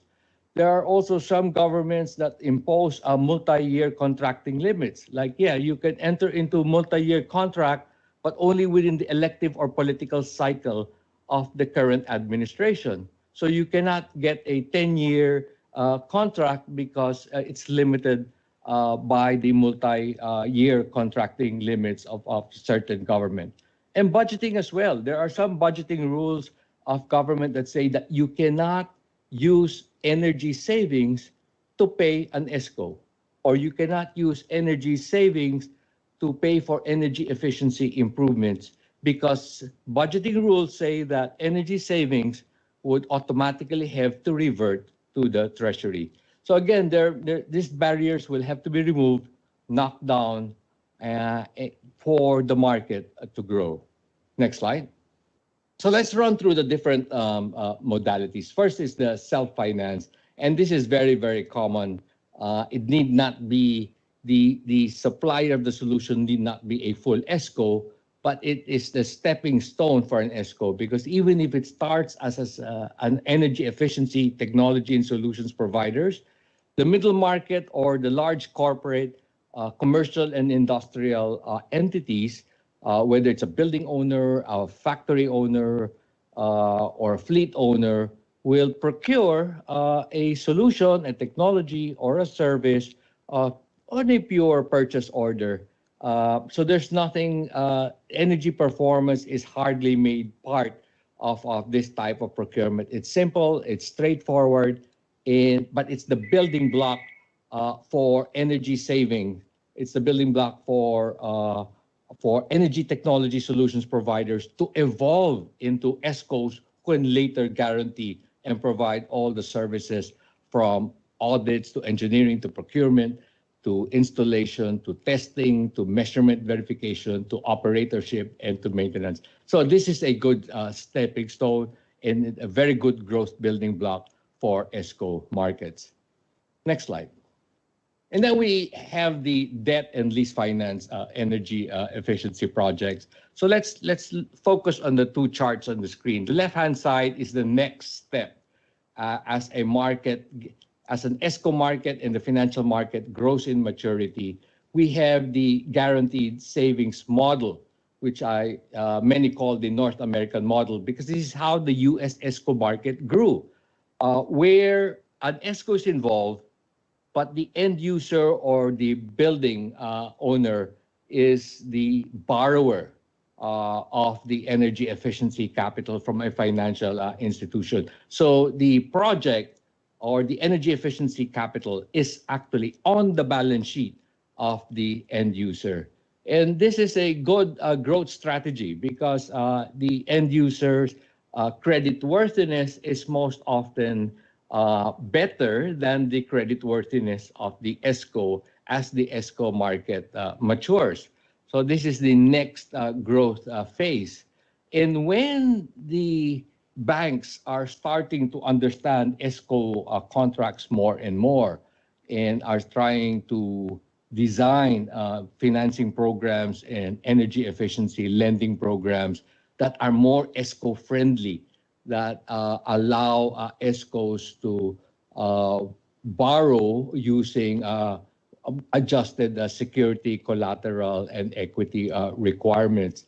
So when that time comes, you graduate to the shared savings model. That is the chart on the right-hand side of the screen. And this time, it's the ESCO that is the borrower.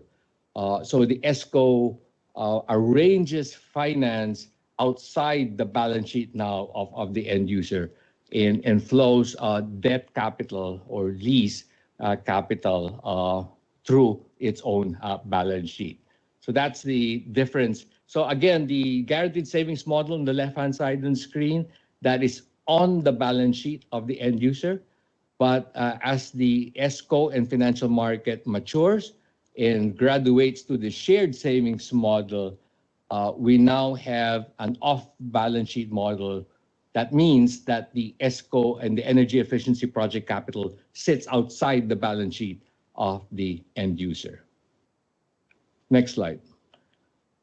And then this is the evolving model. This is the evolving model in certain markets like in Singapore. I see this in Philippines. We have an equivalent called Climergy, where a third-party investor or project company is the aggregator of several ESCO contracts.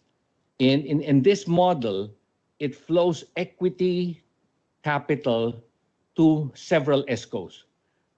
It's able to cover wherever it can, wherever commercially viable, not only project capital, but also O&M fees through the life of the performance contract. In this model, there is no direct contract relationship anymore between the ESCO and the end user. So the end user now, after all project preparation, energy audits, and engineering, the end user now enters into an energy services agreement with the third-party investor.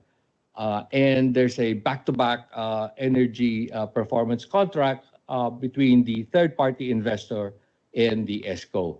So the third-party investor is the aggregator. It could be said, it's said to be like a holding company. It's even said that if it's in the private sector, it's likened to be a super ESCO. If it's in the government side, then it's a government-owned super ESCO, or it could be a fund. It could be a portfolio investor. So it can take many shapes and sizes. In India, for example, EESL is said to be the third-party investor. So we have structures like this that are fast emerging. And I am pushing this across many governments that I work across Asia. I'm pushing this concept more and more because this would accelerate the growth of both the energy efficiency and the ESCO markets, because it's flowing equity capital right now outside the balance sheet and of the ESCO and outside the balance sheet of the end user. And because it is now an aggregator of several ESCO contracts, it becomes attractive to portfolio investors from the corporate shareholder side, and also becomes attractive or creditworthy to portfolio lenders such as financial institutions. So it's now the balance sheet of the third-party investor that will draw both equity and debt capital into the portfolio of ESCO contracts. Next slide. So let's talk about removing the barriers, and I would name 8 barrier removal strategies for Southeast Asia.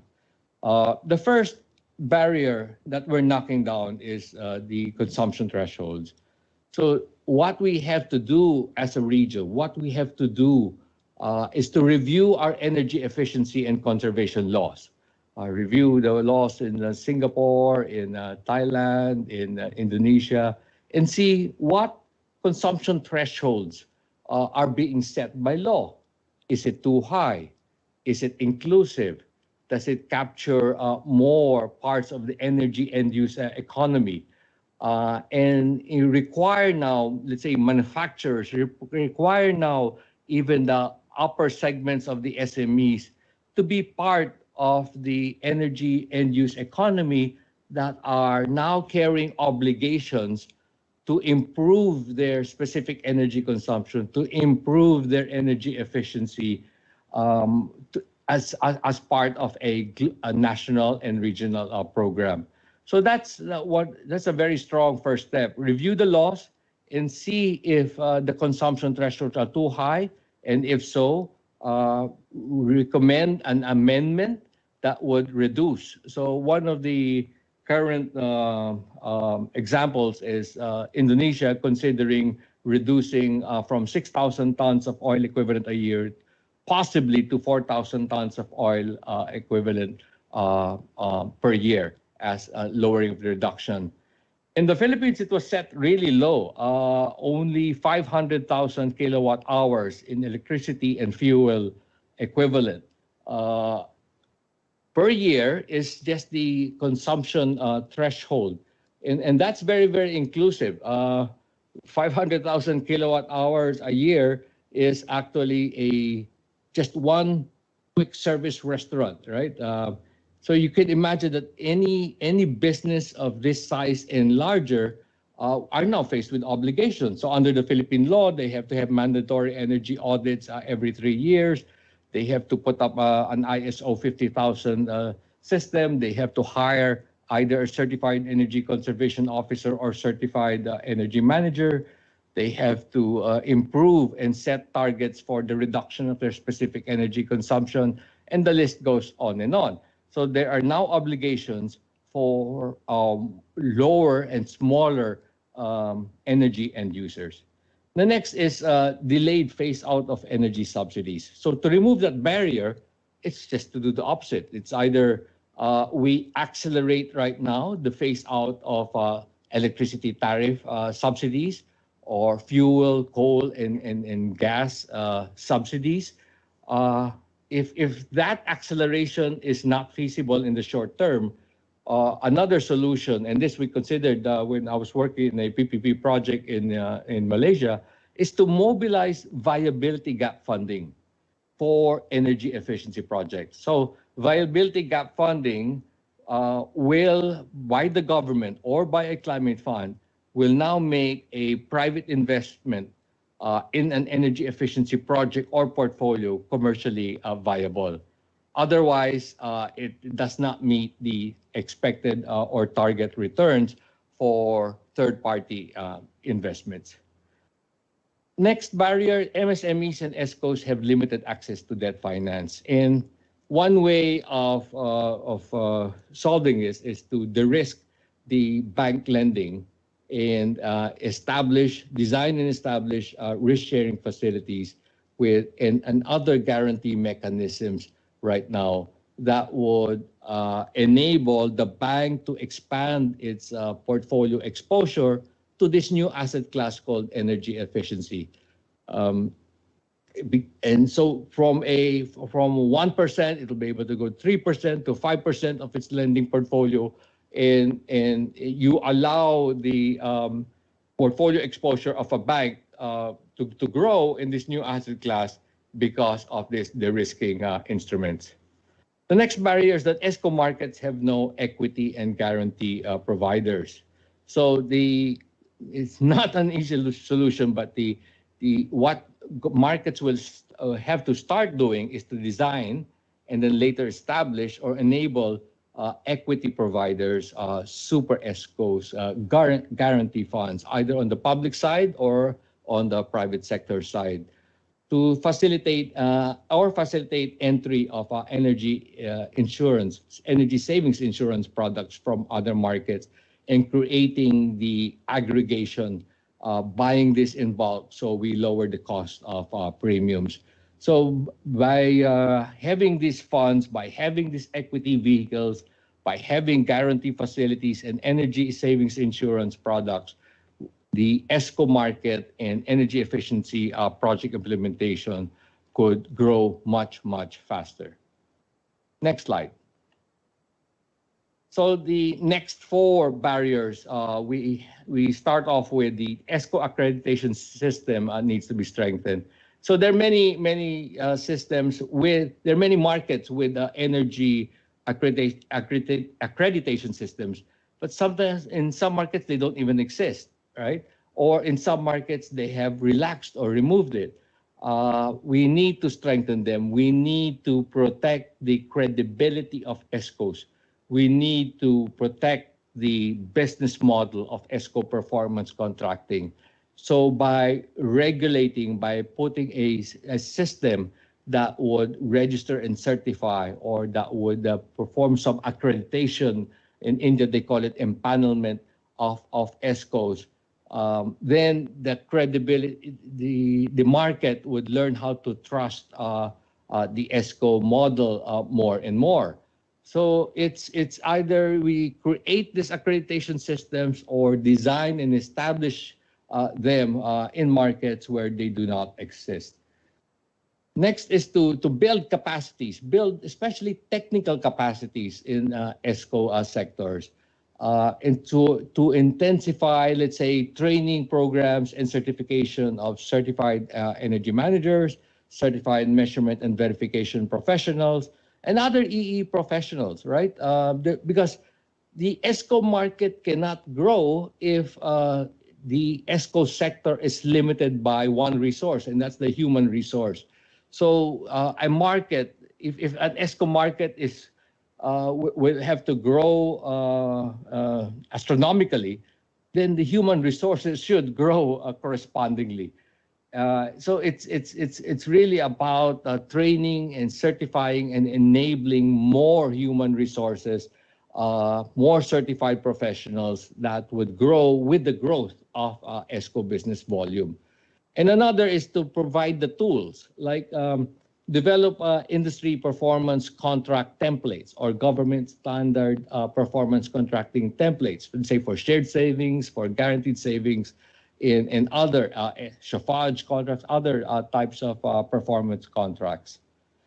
The next barrier is the ESCO project investment needs access to fiscal incentives. So like I said, viability gap funding is an incentive. But other tax breaks, income tax holidays, extended net operating loss cover, accelerated depreciation, subsidies in training, subsidies for green projects, for green job generation, and other instruments, other fiscal incentive frameworks that would only improve third-party commercial returns. So long-term equity returns will attract more long-term capital into this asset class called energy efficiency. And last, it's to knock down the barriers related to government procurement and budgeting rules. So really the intervention here is to correct government procurement rules, allowing direct procurement of ESCO services in spite of their very tight rules that only limit government procurement to pure goods and pure services. So to allow this hybrid type of contract called ESCO performance contract to be mainstream across national government agencies, across government corporations, state-owned enterprises, across state universities, college, and across, I think more importantly, the local government units, the townships, the city governments, the provincial governments, to allow ESCO procurement. The next is to enable PPP transactions.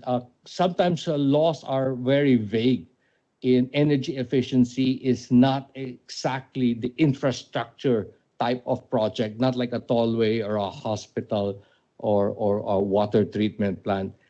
Energy efficiency, especially in the public sector, if aggregated into a larger project, is actually a PPP opportunity, an opportunity where private sector proponent will flow not only his know-how, but will flow private sector capital to an aggregated pool of energy efficiency projects sitting in the public sector.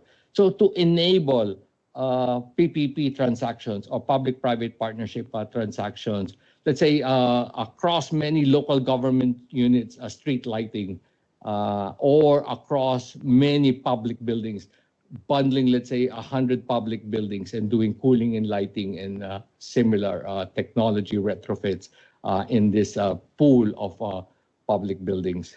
And lastly, the joint venture. Some countries allow joint venture agreements between a state-owned enterprise or a government corporation and a private entity. So if they can do that for IT-related or management performance or business consulting-related operational efficiency contract, why can't you do it for energy performance contracting? So if a 10-year joint venture to improve cooling, lighting, and other retrofits will actually be one mechanism aside from ESCO performance contract procurement and PVP. The joint venture is the third modality that would flow private capital and know-how to the state-owned enterprises through the ESCO business model. So just the key messages in conclusion, and I'm in the conclusion slide. Southeast Asia will need to mobilize close to $1 trillion in the next 2 decades. But to do that, it will have to be serious in removing, knocking down market barriers, policy barriers, financing barriers, and introduce now innovative financial modalities that would flow more off-balance sheet capital, the $600 billion of off-balance sheet capital to the region. Next key lesson is that a robust energy efficiency and ESCO policy and incentive framework in strengthened ESCO industry can actually flow not only debt, which is not only equity, but also guarantees to propel ESCO market growth. So we need a very robust ESCO and energy efficiency policy framework. We need to review our policies, our incentives, our ESCO procurement rules. And lastly, government. Make government the largest buyer of ESCO services. Only to serve as an inspiration, we don't have to go to the extreme of the US market. But in the US market, 95 to 98% of a $7 billion or $8 billion ESCO market is actually bought by government. It's either a federal contract, it's either a municipal, university, school, hospital, what we call a MUSH contract, or it's either a defense contract bought by the US military.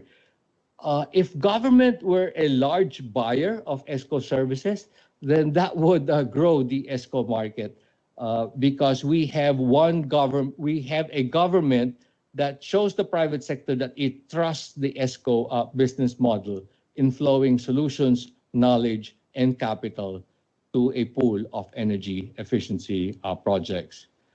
So just on the last slide, I share my email address there. So reach me if you have concerns about the Asia Pacific ESCO Industry Alliance, as well as the Global ESCO Network.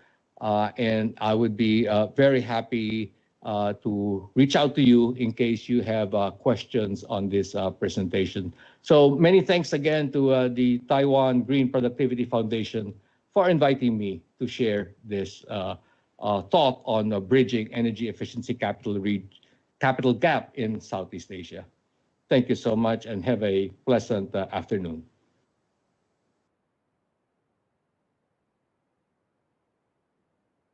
刚才我们看到的是来自菲律宾能源效率连线理事长 Mr. Alexander Blaza 的 presentation， 他也有特别说，如果还有任何的疑问的话，他也留下了他的 email， 可以欢迎大家随时跟他联系。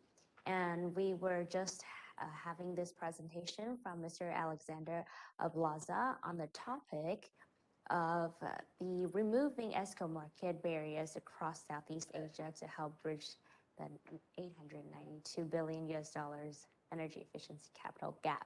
Thank him very much.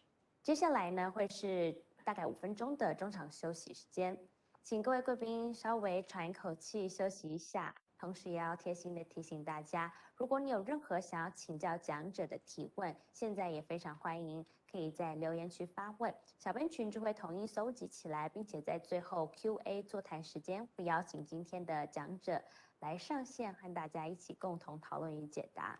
And now we will be taking a 5 minutes very short break. And if you have any questions, please leave us a message in the chat box. We will answer them at the end of our panel discussion. We'll be right back.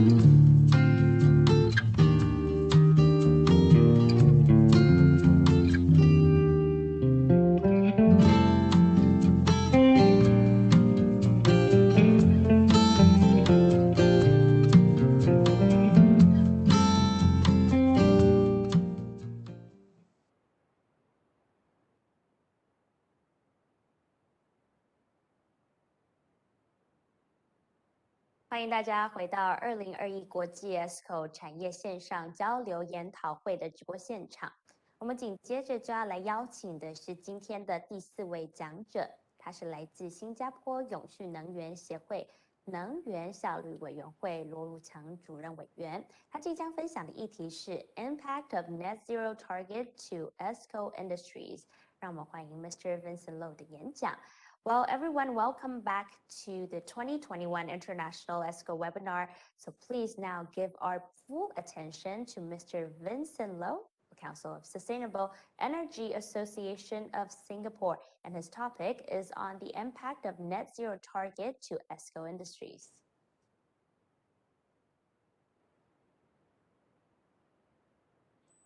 Good morning, ladies and gentlemen. First of all, I'd like to thanks for inviting me to this international ESCO seminar. Today, I want to share with you this topic, impact of net zero target to ESCO industry. The reason mainly is because we know that there is a lot of stakeholders starting targeting net zero for the industry, and how are they going to meet that target? So can we ESCO able to help them to go through this journey together? Okay, let's look at what actually I have prepared for you. You can see that in this second slide, Singapore Building Energy Benchmark. This benchmark, you can actually go into the internet to get this information, and our Building Control Authority actually have prepared this report or benchmark report since 2014 until today. Basically, this purpose of this benchmarking report is to inform building owners and facilities managers on how well the building has to perform, and at the same time spur them to initiate and implement improvement in their building in the energy efficient space. So this is the report that you can actually go through. And I have extracted some important information from here, as this is the latest report. You can see that the 4 line, let's look at the orange line. Orange line referring to the office. The blue is referring to the hotels.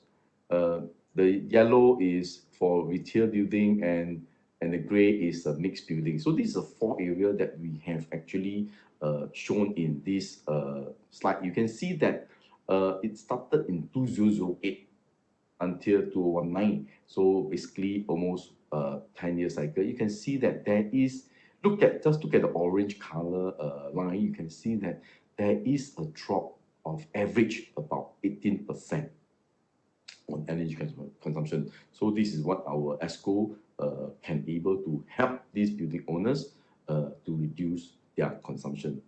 And bear in mind, this is only average. Okay, let's look at the graph. You can see that on the right side, I circle in red, you can see that 215, which is 219. So in 2008, you can see at the time is 261. This is only referred to building. So today, I just want to show you on building area, and you can see that how the progression. So next is, you can see that this chart, I want to show you, look at the right side, okay, the red circles. This is, we put into 4 quartile, and you can see that the bottom 10, which is greater than 270 kilowatt hour per meter square per year. This is the consumption, and I'm referring to office building, okay, large office building. So you can see that the top tier, okay, which is about 147, okay, that calculate, you can see that there is a potential saving of 45% in the total energy consumption in office building. So this is a potential, okay, but practically, but every country is a bit different. So this is the only for Singapore, and you can see that the top 10%, which is I have actually shown in the center, is 115 kilowatt hour per meter square per year. So you can imagine that is a additional target to go. Why I point out this, I will tell you the reason behind. Next slide. So in next year, or this year 2021, actually we have actually I think next month we're going to launch this Green Mark, Singapore Green Mark new energy efficiency target. So this is the latest you can see in what I'm showing you now. Next slide. Now look at the chart that I show you. You can see that the mandate requirement is that we, in terms of energy, we have to hit 40 to 50% compared to 2005 benchmark. So now, because our government is trying to encourage everybody to go to SLEB, which is called super low energy building. So in order to achieve super low energy building, you have to hit up to 60% or more than 60% of your energy consumption instead of saving compared with 2005. So, and now why we go back to net zero target is because in order to declare your building called net zero, the first thing to do is to hit SLEB. So you have to make sure that you're very efficient. Then with the additional add-on from renewable, then you can consider net zero. So this is the target. So you can imagine, so our ESCO industry have to help all these building owners to reach this target. So that is where it's important for our ESCO to contribute to help building owners to achieve the target. Next, the next important area is that in order to go into that area, you can see that air conditioning total system efficiency, that include your chillers, your cooling towers, your pumps, and even your AHU. You have to, for new building, you have to meet at least 0.8. Okay, this is the target that they want us to ensure that our system performance for air conditioning to reach 0.8. For existing building who want to get the awards, they have to reach 0.9 at least. So this is a target that ESCO like us will help the industry to make sure the design is able to hit the performance. So they set up a pathway. So you can see that the pathway for SLEB. So you can see that SLEB means super low energy. So you can see that it has said 60%. So you can see that in office, we need to hit the EUI, that means the total energy consumption based on kilowatt hour per meter square, to hit 115, which is just now I show you the chart, the top tier, or the best is 10% top in line, which is, this is a number that we hit, you have to hit. Of course, as I said, every country a bit different. So this is for Singapore. So maybe in Taiwan, in Hong Kong, or in Malaysia, is different. So basically, this is where we have set our target here. So how to go about in terms to achieve net zero target? So the only way how we do in the industry now, building owner to meet net zero, is basically go through a very detailed and label in terms of calculating the consumption. So they may have to know the high EUI they have, and then from then budget how what is the finance to help them to meet the target in terms of investment on technologies, and then finally they have to calculate what is the saving and how it's reduced, and finally to meet net zero by buying a renewable certificate. So this is a very thorough process. So how ESCO we can help them? So we have to come up with ideas. So what we do is that we come up with a five milestone IoT enabled journey to help them to achieve this target. So anytime when the chief sustainable officers ask for data, you straight away can tell them what is the carbon emissions required and how much renewable certificate you need to buy. Now, so this is where it look at So what we do is that we go into these 5 milestones. You can see that the 5 milestones from plan for success all the way to real-time net zero carbon compliance. So this is the steps we help the developers or building owners to achieve net zero. Now, as you can see that this chart, okay, on the top you can see that in order to have a net zero carbon successfully implement in the building, first of course we need to have a champion who lead this net zero, okay, and this management team target how to achieve this. So what we do is that we come up with the IoT management system to manage this. So you can see that we will have 2 areas or 2 parties. One is the net zero project management team, which is ESCO can come in to help together with owners to achieve this target. And the other one is the REC trading platform, so they can trade in terms of renewable energy, who is going to do that kind of work. Okay, of course, all these must do in a digitized way, okay, rather than manual. So what we do, we have to implement, we plan, do, check, and act on it, how to achieve the target. So you can see on the area that first, of course, we identify all the buildings and energy sources. Okay, basically, if the developers have a couple of buildings, we can identify all the buildings in terms of all the energy consumption, and then put into a database, okay, IoT database, to organize and connect all this and make sure that we know all the consumption of each area. And then we plan the next 5 years or 10 years, depending on the company, and how are we going to reduce the energy consumption. That is the first part. Then we talk about renewable energy and renewable certificate. So as a ESCO, what we can do is that we help in terms of planning out, okay, what is the options of cost implement in this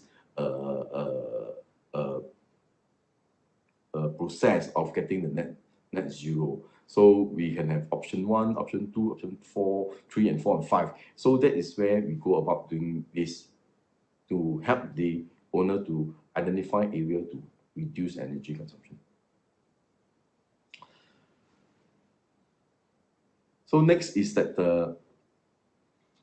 we go into the baseline of each area. Then with the baseline, then how are we going to target and how to reach your target. So we plan for them in terms of the next 5 years or 10 years. You can see that we get the past 2 years data from 2001, 18, 19. Then we project out what is the consumption, and from there, area where we can help them reduce energy, area where we need to spend capital investment to help them reduce, and finally, what is the target to put in renewable that in our own in their building, and finally the renewable certificate, how much they need to invest to pay for it. So this is all through IoT way of helping them instead of the normal using by calculation. So this is so we can have the actual what they have done in the past year and what is the forecast we need to do. So we plan for them. So milestone 3, you can see that know the way how to reach a target, okay, and then we will plan on area to help to save energy without spending. So you can see the one below the line is to show that the area we save but without spending money. So the blue is the one that we need to invest to save, and finally the green is the one that we need to do renewable, and also the renewable certificate that we need to buy from the market. So you can see that through the options, which is the one that to spend, so it can tabulate out nicely by people like us, ESCO, we help them to do this. So milestone 4, what we do is that practically we are moving forward to the real world, okay, with all data. On the left, number one, you can see that what we do as ESCO, we help them to tabulate all the know-how in order to get this done. So you can see that the pink color bar from 120 to 100. Okay, how we're able to achieve that, and then from 100 to 80. Okay, why you can see a company's horsepower, they are the one who help us in terms of putting renewable into the building. Okay, and finally the REC certificate, which is using IoT to track how much to buy in terms of renewable certificate. So we have this partner in Singapore to work together.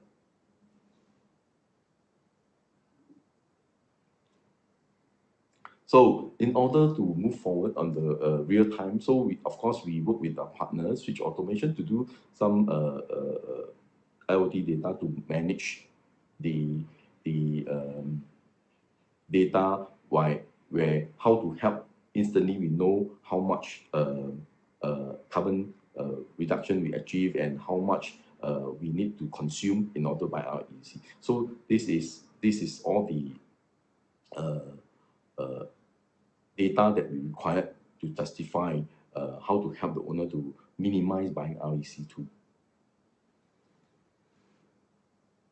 And you can see over here, when it comes to the actual action with using IoT information,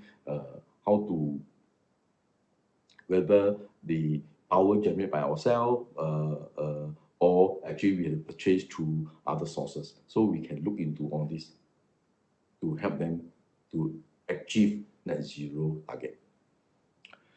So finally, I would like to share that in October 26 to 28, we have a Asia Clean Energy Summit. We welcome you to join this conference and exhibition.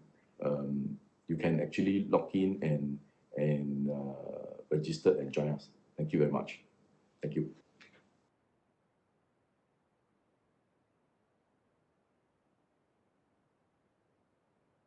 谢谢罗主任委员的分享。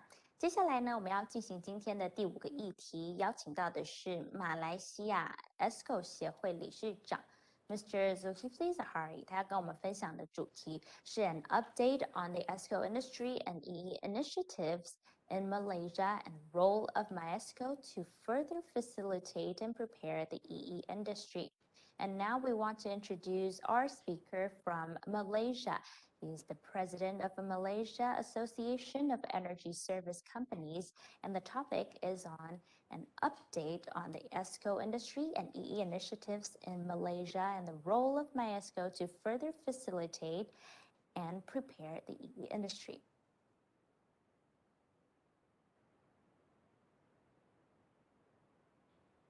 Thank you very much, organizers of Taiwan International ESCO Webinar 2021. My name is Zulkifli Zahari. I'm from MyEsco of Malaysia. I would like to give you an update of our ESCO industry and energy efficiency initiatives in Malaysia, and of course the role that MyEsco plays in order to develop the industry in Malaysia. Next slide. This slide shows an ideal ecosystem for a national EE industry. This diagram is what I am guided with as the president of MyEsco in order to fulfill our country's requirement of energy efficiency industry. So as we know, national energy efficiency policy, when you have a comprehensive policy, we will have regulations in place, we will have physical tools like incentives and fundings in place, and we will have specific institutions and agencies by the government to implement the policies. So in Malaysia, we do not have yet this complete legal framework. We only have a regulation to regulate electricity for the time being. And we do have some physical tools, which is like in pioneer status and tax allowance for EE equipment. And we also have institutions for agents for implementing EE policies in our country, such as the Malaysian Green Tech Corporation and Sustainable Energy Development Authority. And so the only missing part in our energy efficiency is a regulation, an act. Yeah. So if we have all this, then it will promote the business of energy efficiency, such as the EPC models. And as we know, EPC model, there are two kinds of EPC models, shared savings and guaranteed savings. Now, if all this industry is developed, then we will have the ability to develop more professionals in terms of energy management, certified energy management, certified energy auditors, and monitoring and verification specialists. And with such specialists and with such industry that is being promoted, then there will be an automatic attraction to the financial institutions to fund bankable projects under EPC, which is also somewhat subsidized by the government through its physical tools. Next slide. And these are the issues that MESCO is attending or addressing as a matter of interaction with our industry.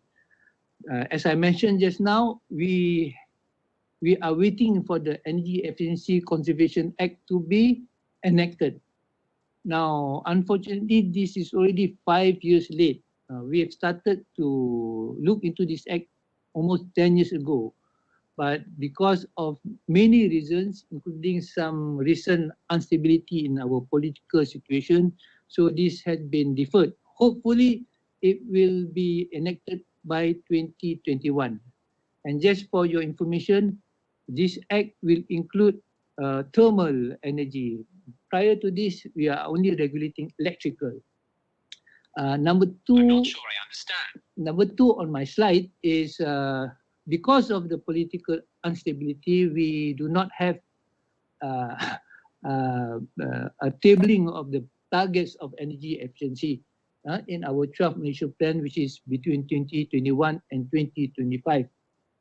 The third is, so we only have one regulation, which is called the Efficient Management of Electrical Energy Regulation, which was enforced in 2008. But these regulations still require quite a lot of expertise. We still have shortage of registered energy managers, which the facilities affected by this regulation need to have on board in order to comply with the regulation. So MESCO is addressing the shortages. Number four, as I mentioned, when you have to regulate thermal energy, then you need to develop expertise in this field too. So MESCO also is looking to prepare all the industrial, commercial, and government sectors in order to make this act effective once it is enacted, hopefully next year.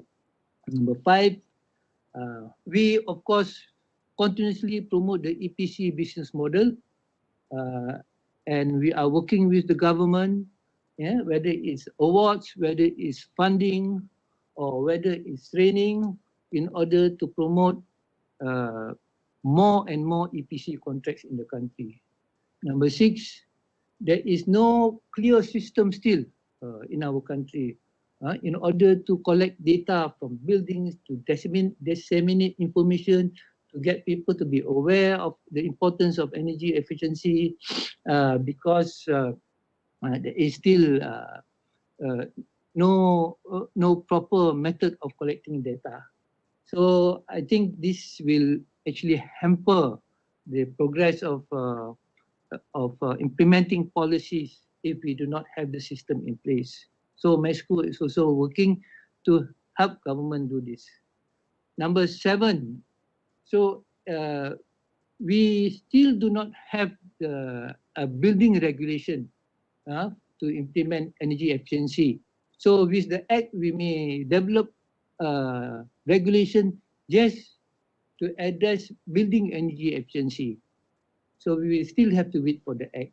Number 8, we have a standard, energy efficiency in building standard, which is called the Malaysian Standard MS1525, which was revised in 2019. And any building that needs to be approved will need to go through a process through the authorities. So we would like the authorities to impose or make it mandatory that new buildings have this standard into the new application. But unfortunately, because of the lack of capacity, this has not materialized, even though we have tried to do it for a long time. The last one is, of course, just some housekeeping activities by MISCO, which is to update all our outdated guidelines, whether it is thermal or electrical guidelines, which is used as reference by the industry and commercial sector. Next slide. So, training programs. So, MISCO's key activity still remains capacity building in energy efficiency expertise. So the main training program that we do is still the Certified Energy Manager Training course, which is now currently conducted online because of the COVID-19 pandemic. This course will be eligible, will make participants eligible to register themselves as an energy manager to those facilities who are affected by the regulation that I mentioned earlier. So this regulation specifically says that if you use 3 million kilowatt hour of electricity over 6 months, you must employ an energy manager. So every month we shall do an online course and the average participant is about 20 per session. But normally if you talk about face-to-face, it will be more. So during the pandemic, this is somewhat limited. The next slide shows the summary of registered electrical energy managers as of 2021 August. So this pie chart shows that MISCO is still the front runner of providing training or producing the numbers required by the industry. So based on the latest approval results, the numbers that MISCO would have produced would be more than 40% of the total energy managers registered in the country. Next slide. So as we know, I have mentioned that thermal energy will be regulated very soon once our act comes. And we know that industrial sector is the main user for thermal energy. So we've started this course in 2019. And our course will focus on significant thermal energy use equipment and as well as the methodologies and techniques in thermal energy management. Next slide. And the course outline, it covers all the major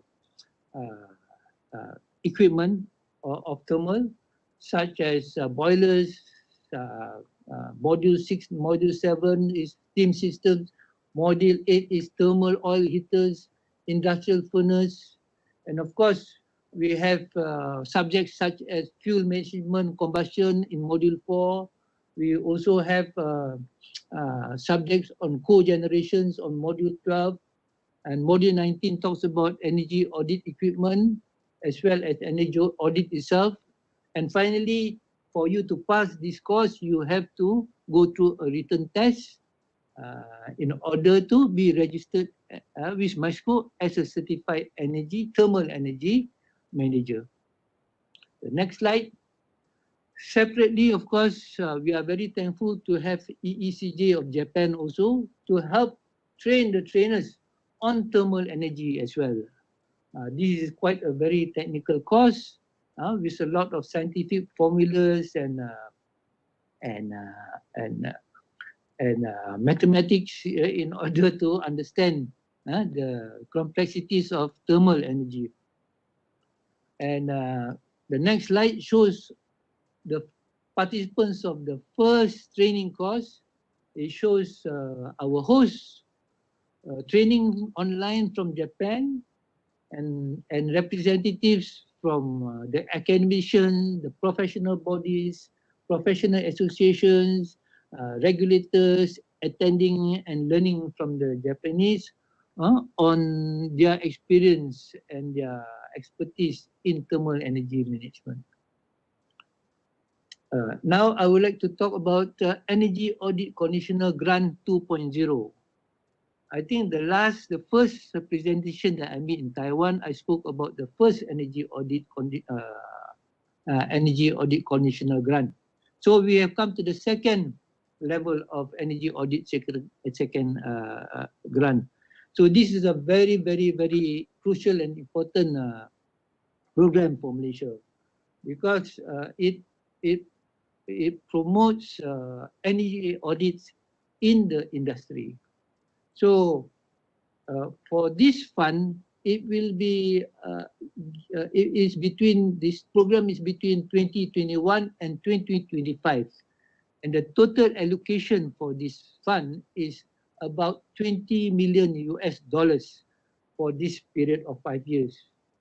And anybody who wants to participate in this grant, it means that you have to come up with half the amount of money to do the energy audit through a registered ESCO with the government.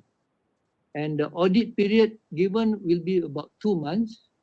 And then you will have to go through 3 years of reporting, including monitoring and reporting for 3 years.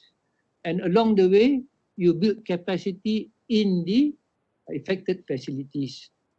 So this program is targeted to the affected facilities of our existing energy management regulation, as I mentioned earlier. So it is targeted that 860 industrial and commercial premises will be audited by the end of this program.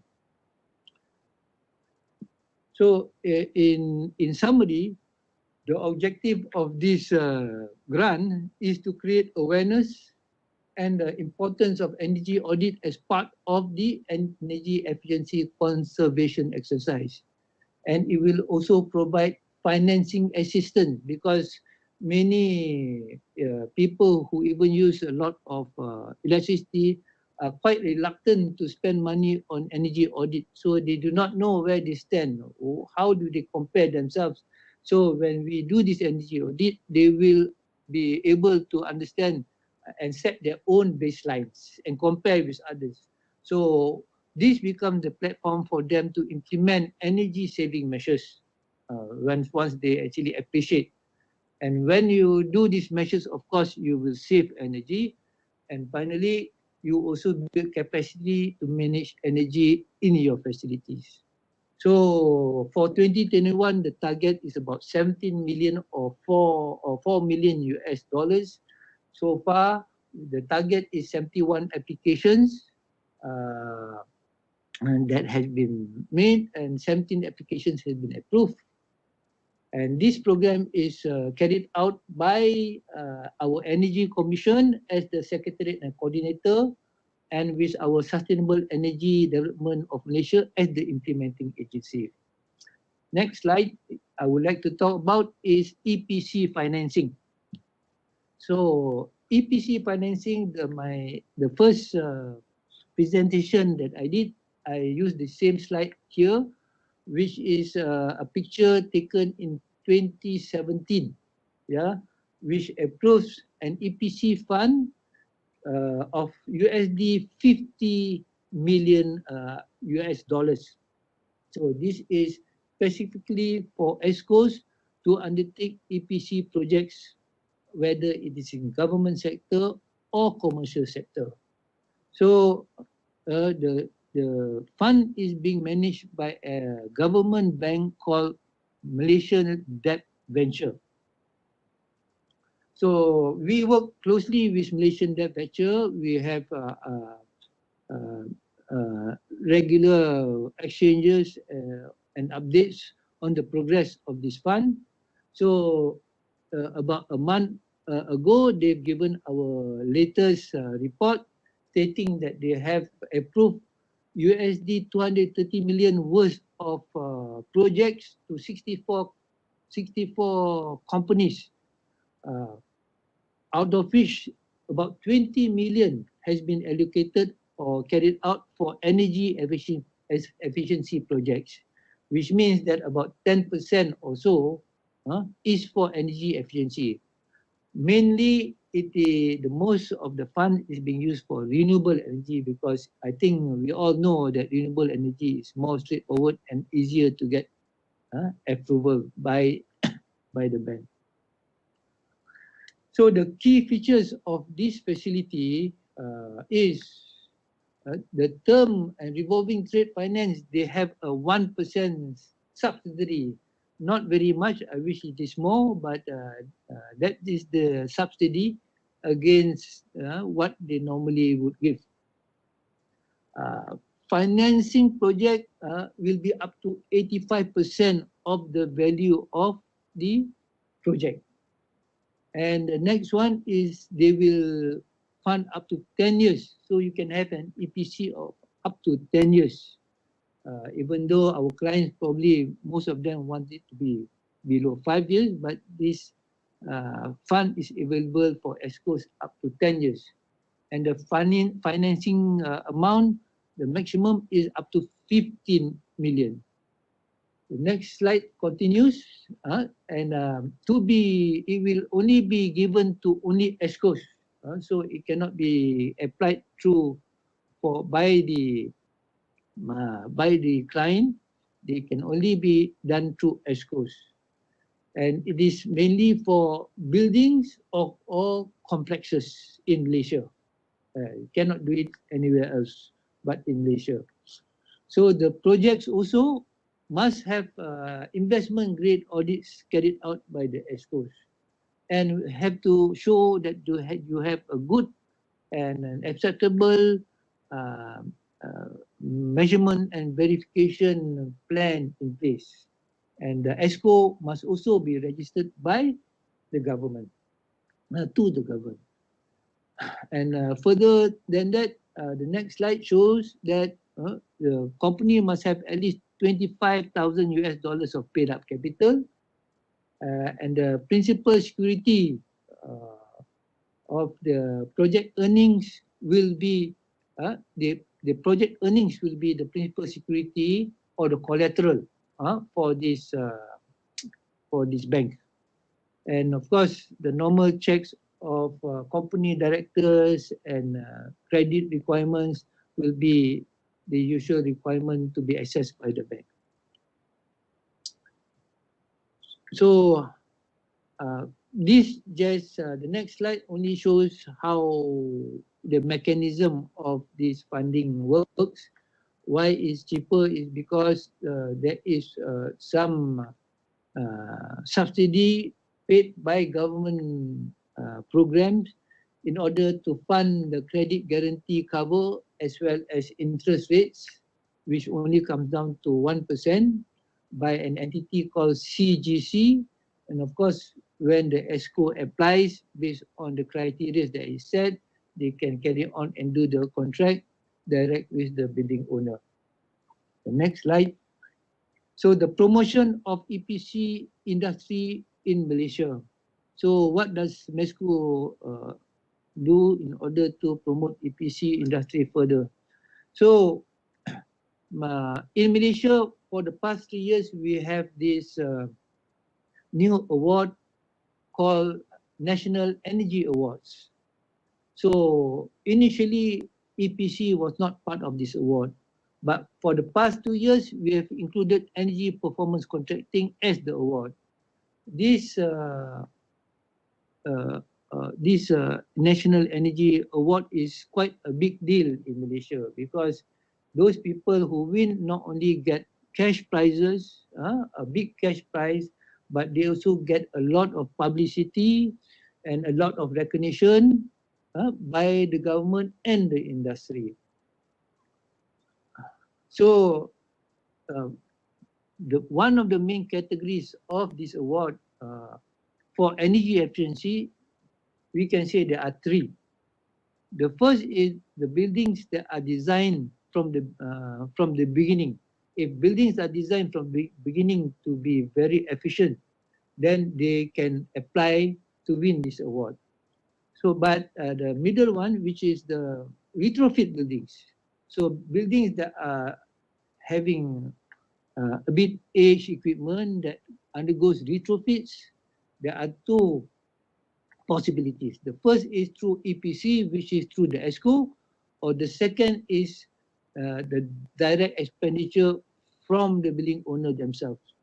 So in the EPC mode, MESCO is given the privilege to provide the guidelines and the criteria in order for the companies to be awarded winning for this project. And the last category, the last for energy efficiency is for buildings that are already in existence and are managed very well and very efficient, can also be applying for this award. The next slide. This is the criteria given by MESCO in order for the participants to win the award. It is divided into 4 main categories. The first is the ESCO credentials. The ESCO credentials, meaning to say the financial strength, the project reference and management structure is given 15%. Technical competencies are given 15%, of which is listed as the competent personnel, operational manpower, and so on. And the most points is provided for technical criteria, which is given 40 points. And finally, economic benefits, which is given 30 points.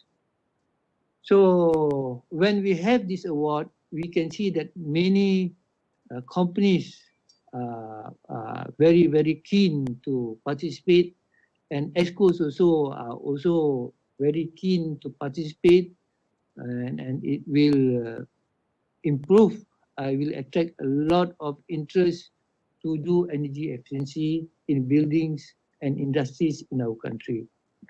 The next slide. MESCO is also involved in a few housekeeping activities. Yeah. So in this particular case, we are working with a local university, a local public university, to do a comprehensive energy efficiency benchmarking study for building sector. As you know, the building sector uses, in Malaysia at least, we estimate that it's about 45% of energy is being consumed. And it is also estimated that if we do proper energy efficiency programs in Malaysia, we could save up to 46 billion ringgit, or about $10 billion per year in Malaysia. So currently we have some guidelines in order to look into energy efficiency in buildings. It is being produced by the Green Building Index tools or our MS 1525 guidelines. But unfortunately, they don't have any benchmarking references. So because of that, we therefore need to do this exercise so that we can have a little bit more information on the various types of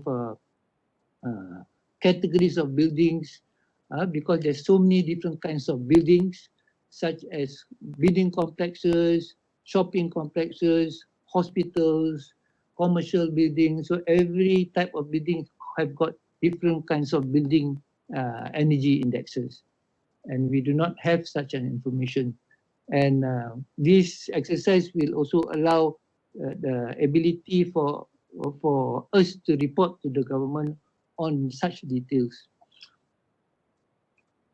So this exercise will allow us to classify buildings, will allow us to identify energy information and data requirement, will allow us to identify energy benchmarking for building sectors, and also benchmark ourselves against other countries.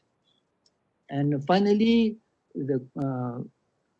our last housekeeping activity is to update and redrafting of the Malaysian EE&C guidelines and development of efficient energy management system and measurement and verification guidelines.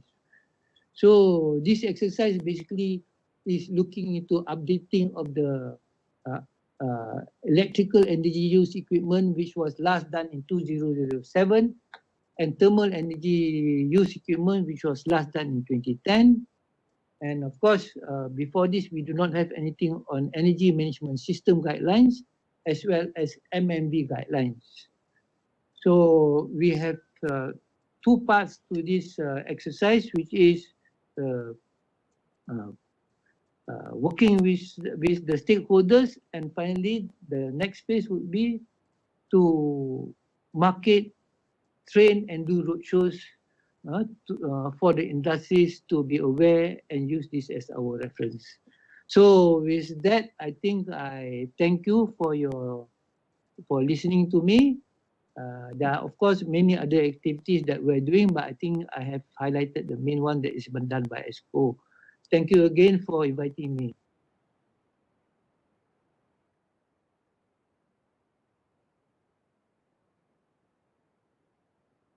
And we'd like to thank Mr. Zulkifli for his presentation, and welcome everyone back to the 2021 International ESCO webinar.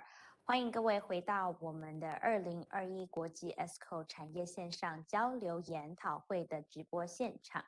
而今天的第6个议题邀请到的是来自韩国节能专业协会尹锡代总经理 Mr. Yoon Suk Jae 要跟我们分享 Korean policy ESCO market issues. Now join me to welcome Mr. Yoon Suk Jae, representing Korea Association of Energy Service Company, and the topic is Korean policy ESCO market issues.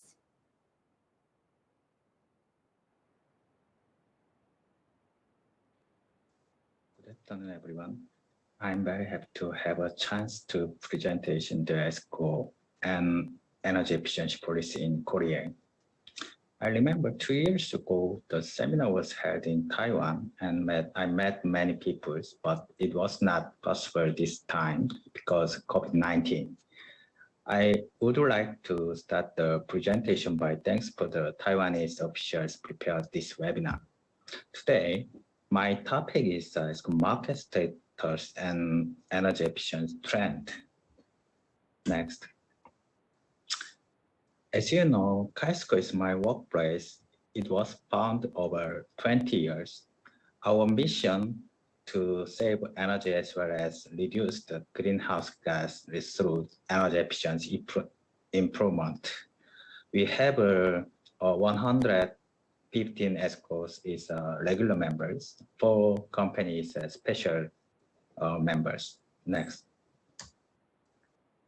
We have been conducting various business to promote the ESCO industry, such as on screen, as hosting seminar, conference, training project to raise up professional human resource, investigating relevant laws and legal system, making improvement project to the governments, conducting survey on industrial new technology trends, and then cooperate within our company.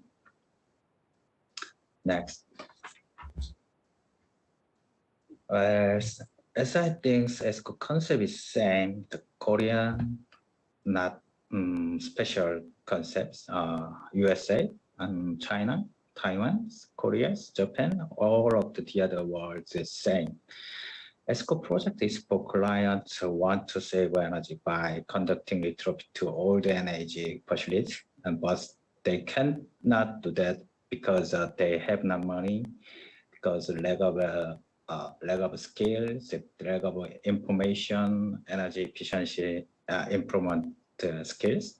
So ESCO provide guaranteed the energy saving effect of the project, and then make upfront investments, and then collect the investment from the energy saving to be generated out of the investment facility during a payback period. I think the ESCO project can be very, very beneficial to clients since they provide professional maintenance service after installation and construction.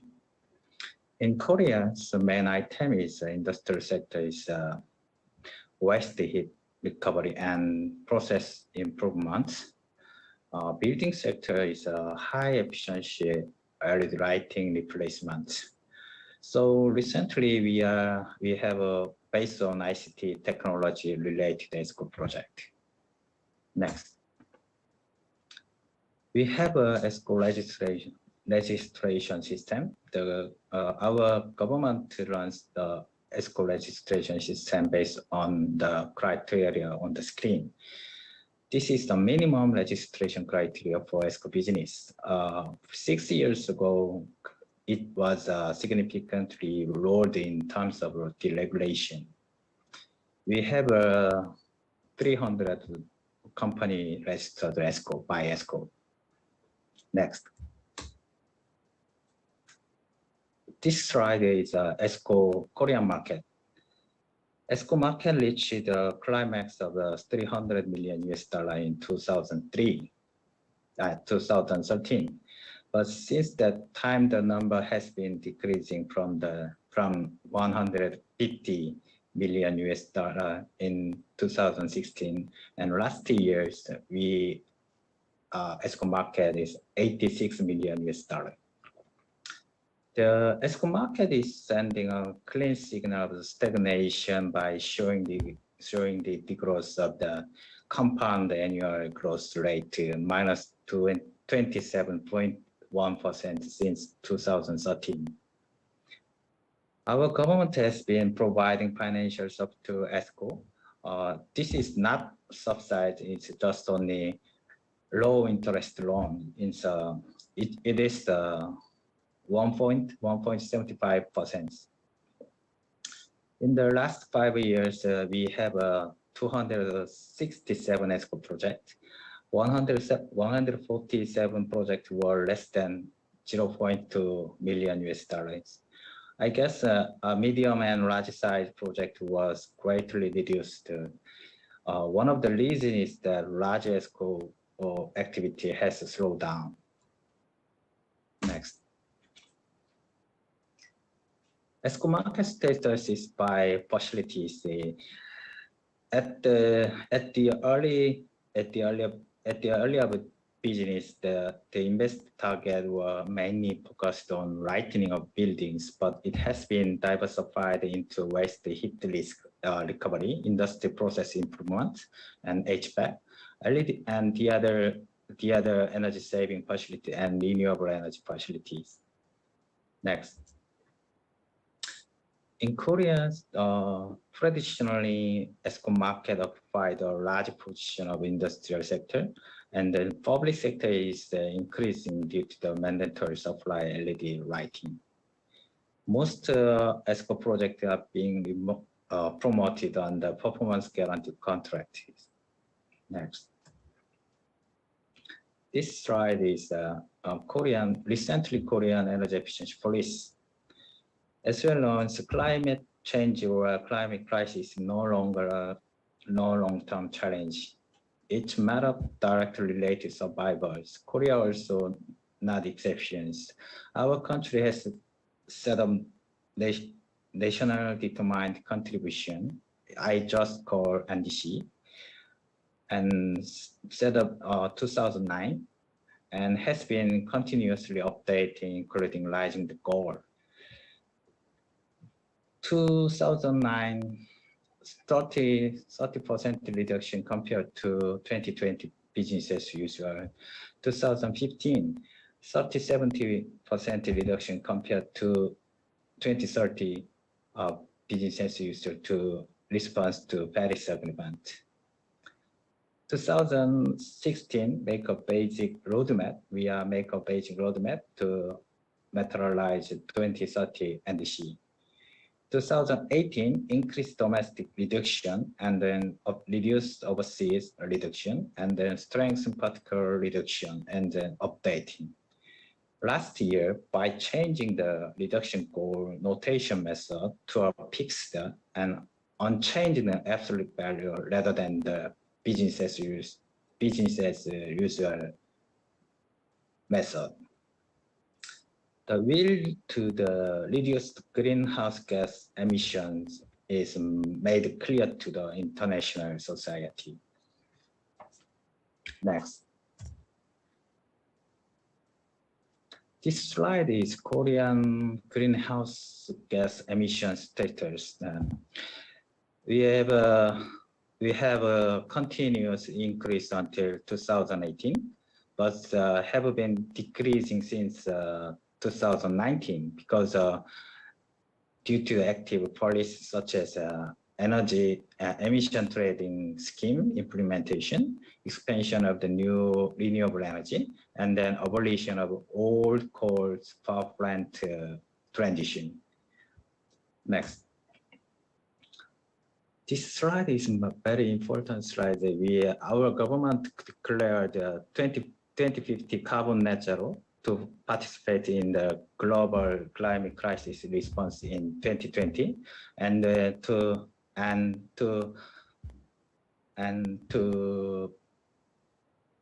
preemptively respond to a new global paradigms.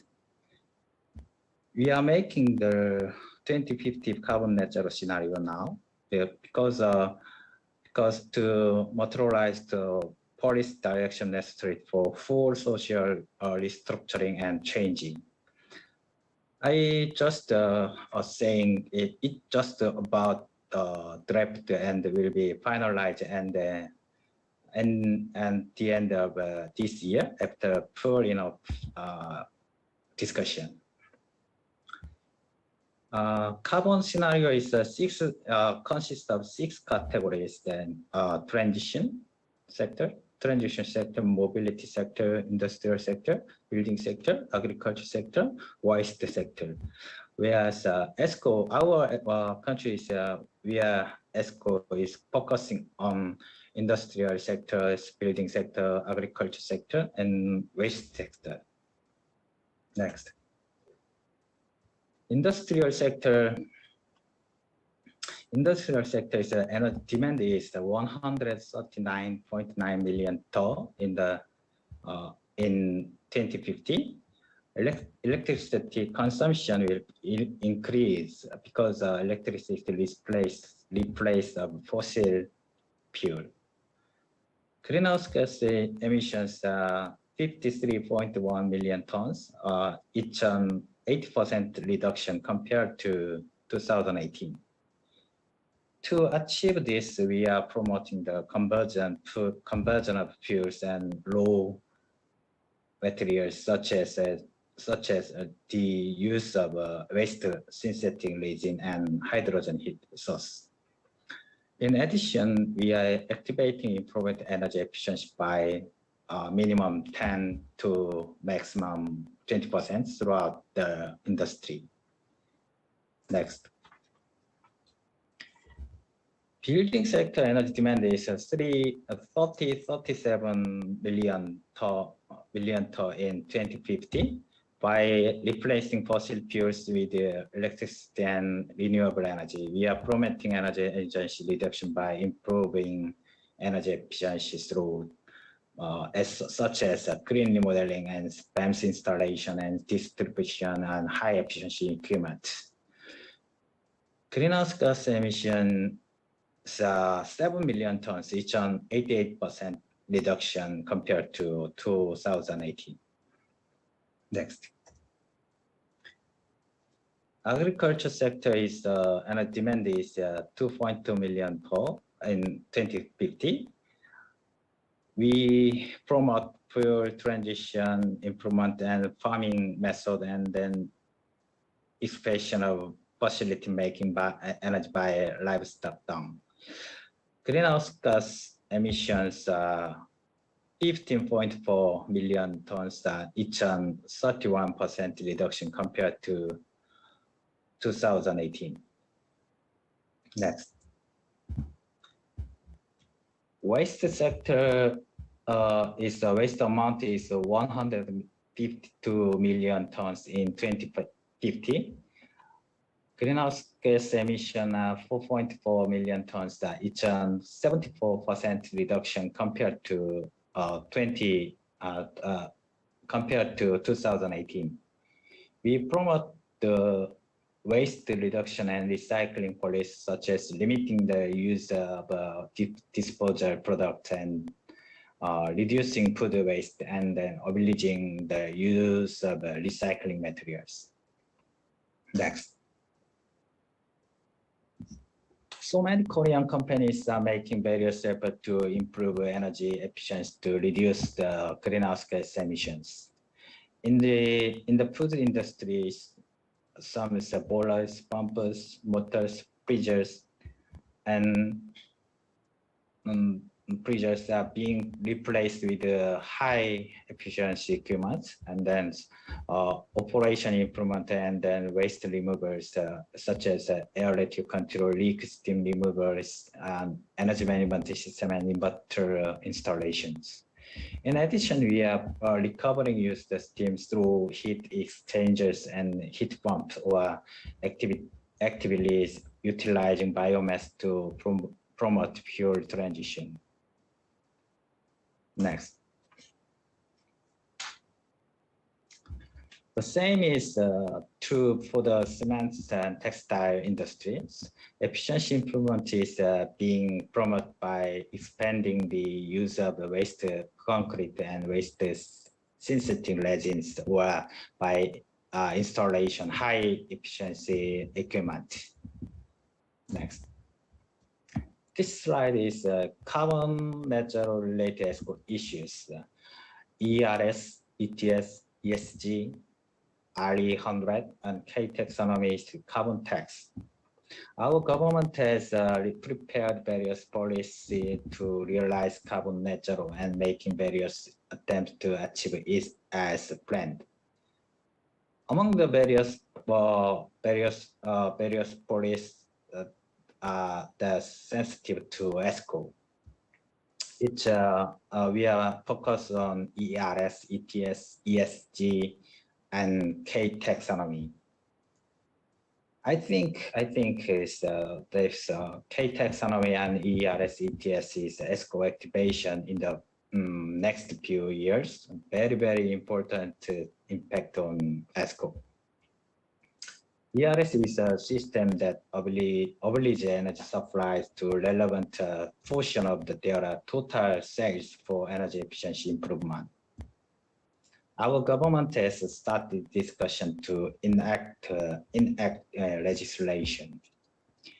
With the implementation of ETS, it is necessary to link up ESCO project with emission trading. ESG and K taxonomy evaluate and disclose how much effort companies have made to prevent climate crisis and climate change, and use it an indicator for corporate investing, which I think will be another opportunity for ESCO. Next. What is the situation, or full situation thinking about the ESCO rules? In Korea, traditional ESCO focused only on energy audit and finding items, financing, construction, and warranty. But recently, as aforementioned issues have been highlighted, the measurement and verification of energy saving and greenhouse gas reduction performance is required. Very, very important is our ESCO project. Our project in our ESCO project is MMB. In order to achieve the NDC, it is to submit result backed by credibility and validated to the international community. I think our government subside maybe subside provide for verified energy saving or greenhouse gas reduction performance. MMB and ESCO are attracting attention as an important means to realize carbon neutral society. ESCO is key to improve energy improvements in energy efficiency and reduce greenhouse gas. Expectation to play a leading role in achieving carbon neutrals that achieve the NDC. My presentation is end. Please refer to the ESCO case. Thank you very much.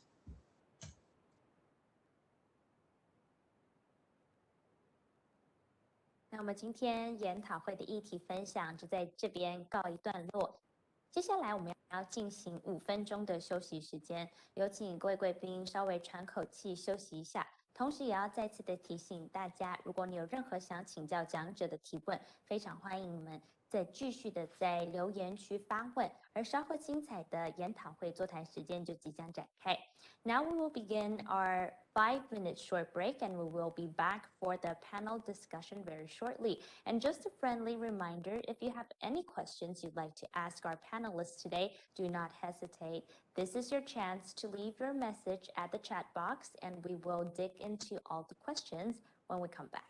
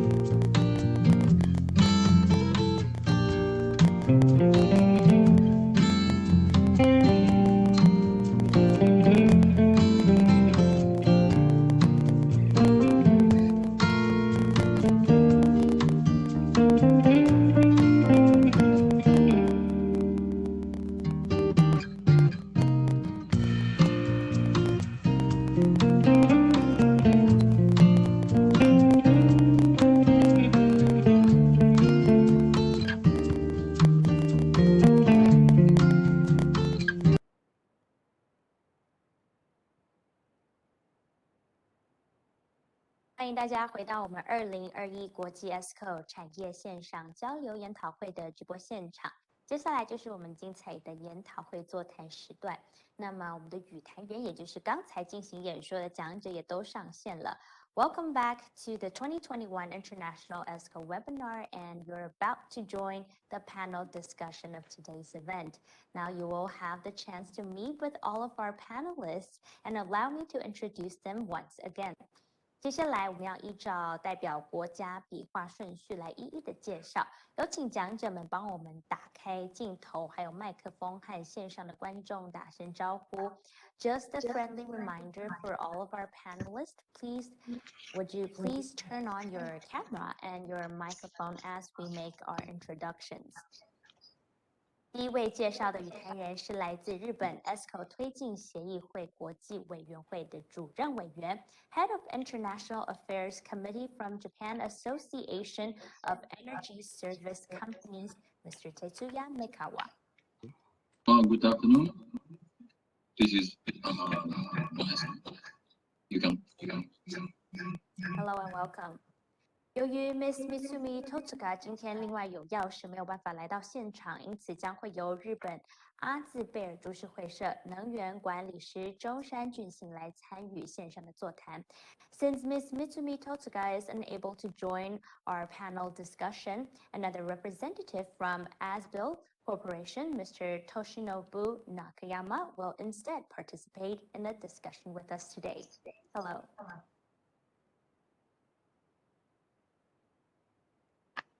接着，来自于韩国节能专业协会总经理 Mr. Yoon Suk Jae, representing Korea Association of Energy Services Companies. 欢迎 ，Welcome. 以及来自马来西亚 ESCO 协会理事长 Mr. Zulkifli Zahari from Malaysia Association of ESCO. 还有副理事长王振伦先生，今天也到了线上和大家来进行座谈。Vice President of MISCO, Mr. Ong Chinglong, is also with us today. 另外，菲律宾能源效率连线理事长 Mr. Alexander Ablaza, President of the Philippine Energy Efficiency Alliance. Hello, everyone. Good afternoon. Hi. We also have 来自新加坡永续能源协会能源效率委员会主任罗路强 Mr. Vincent Low.Council of Sustainable Energy Association of Singapore. Hello. 大家午安。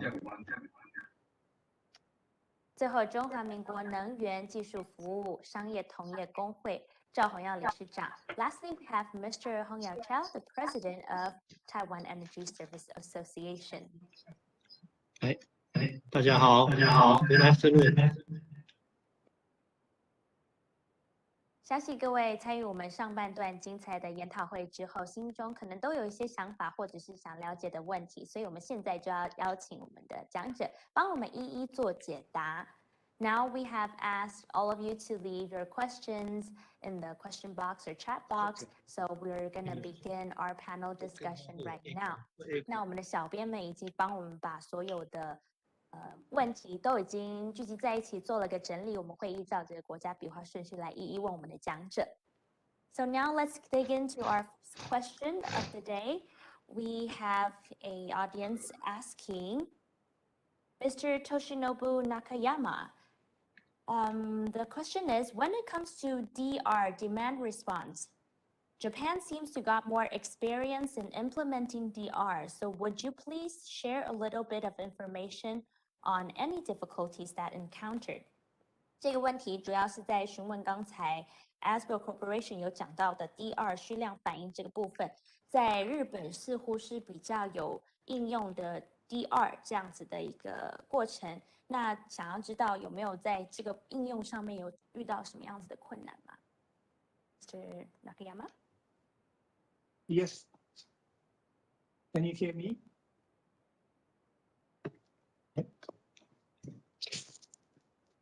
Can you hear me? Yes, we can. Yes. Okay. So thank you for give us your question. I would like to answer about your question. In Japan also, we faced very difficulty in order to implement this kind of the VPP system because of the renewable energy is one kind of the unstable power generator.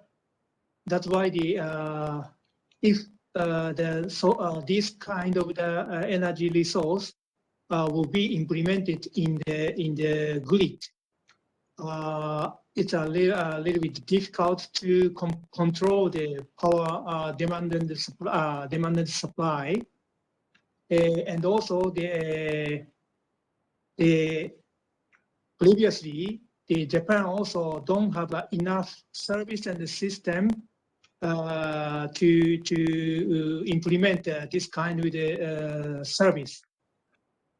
But as you know, we faced a big earthquake in 2011. At that time, we have to stop the nuclear power plant. On the other hand, in order to supply the enough power to the demand, we have to operate the power plant like LNG or coal fire power plant. In this case, we are our CO2 emission from the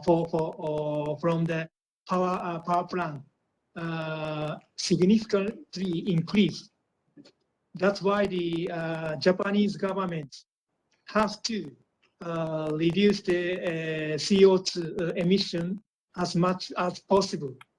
That's why the government initiate conduct the implementation of the VPP system, and they try to do some demonstration project in order to implement this kind of the VPP system, and we in this demonstration project, we found some issue and difficulty, then resolve this kind of the issue. Then we start again the other demonstration project. Then again and again, Japanese government did such kind of effort, and finally the Japanese government can implement this system in Japan. That is a history of the PPP system in Japan. Thank you.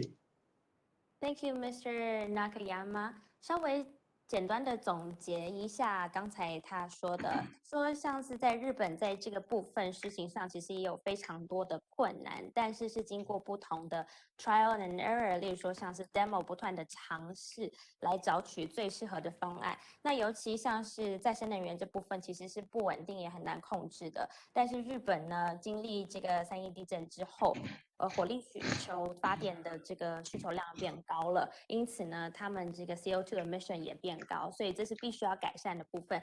这所以也带到了这个 Asbill Corporation 它在 VPP 在说虚拟电厂的这个部分，为什么是这么重要，而为什么会有这种紧急需求或者是抑制作用这种放电控制的一些功能，在未来都是很重要的趋势。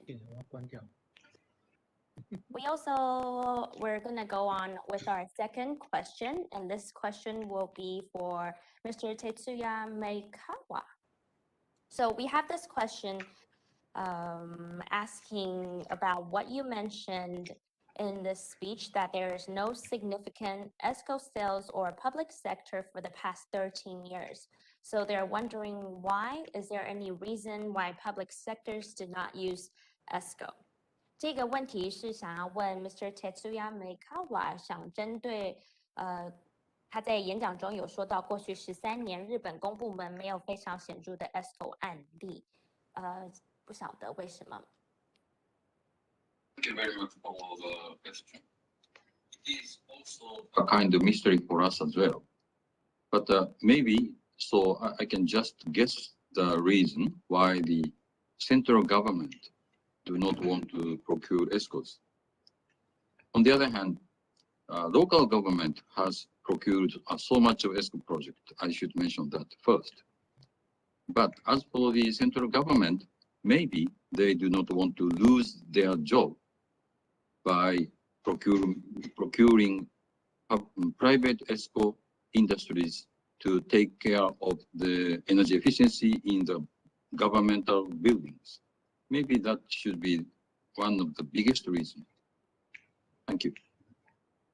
Thank you, Mr. Maikawa. 我稍微总结一下，刚才他有特别说到，也许公部门在中央政府的部分比较没有这样子的合作，不过多数的地方政府是的确有愿意和企业这样子做合作。那他有稍微说到，可能是跟有一些担忧上。也许不一定是适应现在趋势，或者是担心会被批评，甚至是政府部门可能会有一些其他想法，也许是和私人企业合作会有一些阴影，会让官员们稍微的却步，因此和中央政府会比较少这样子的合作方案。And we will now move on to our next question. This question is for Mr. Alexander Ablaza. You mentioned incentives as a means to remove barrier. Is there any incentive that an ESCO can be utilized in the Philippines? And what would be a suitable incentive model maybe in the Philippines? 这个问题是在问有关于 ESCO 市场成长过程中，他在演讲中有说了好几个可以移除的障碍，但是没有提到太多的补助，所以想要了解。当地有没有类似 ESCO 相关的补助呢？ Thank you for the question, Stella. There are fiscal incentives for energy efficiency, and there are fiscal incentives for renewable energy in the Philippines. Now, the advantage of fiscal incentives for renewable energy, because it was passed in 2008, the government was not yet rationalizing fiscal incentives. But the energy efficiency law, which includes incentives, was passed in 2019. Now, that's during a time when government was already rationalizing incentives. What was the end result? The end result is that renewable energy projects receive more incentives than energy efficiency. So we are, I think, it's a victim of timing, right? During a time when government was rationalizing several incentives across many laws. But nonetheless, it should help, looking at it positively, it should help ESCO investments because it provides 4, 5, 6 years of income tax holiday for each ESCO contract. So with income tax holiday, it will improve the internal rate of return, the IRR of the after-tax IRR of an ESCO project, and on top of the income tax holiday, there would be things like accelerated depreciation and extended net operating loss carryover, so that your cash flow will improve through the life of the performance contract. So it's still a decent set of fiscal incentives for energy efficiency and ESCO projects. The one thing that I would like to mention is that it even allows third-party fiscal incentives. Third-party project developers to avail of incentives, and that we have removed foreign ownership restrictions. Not like solar. Foreign ownership is only capped at 40%.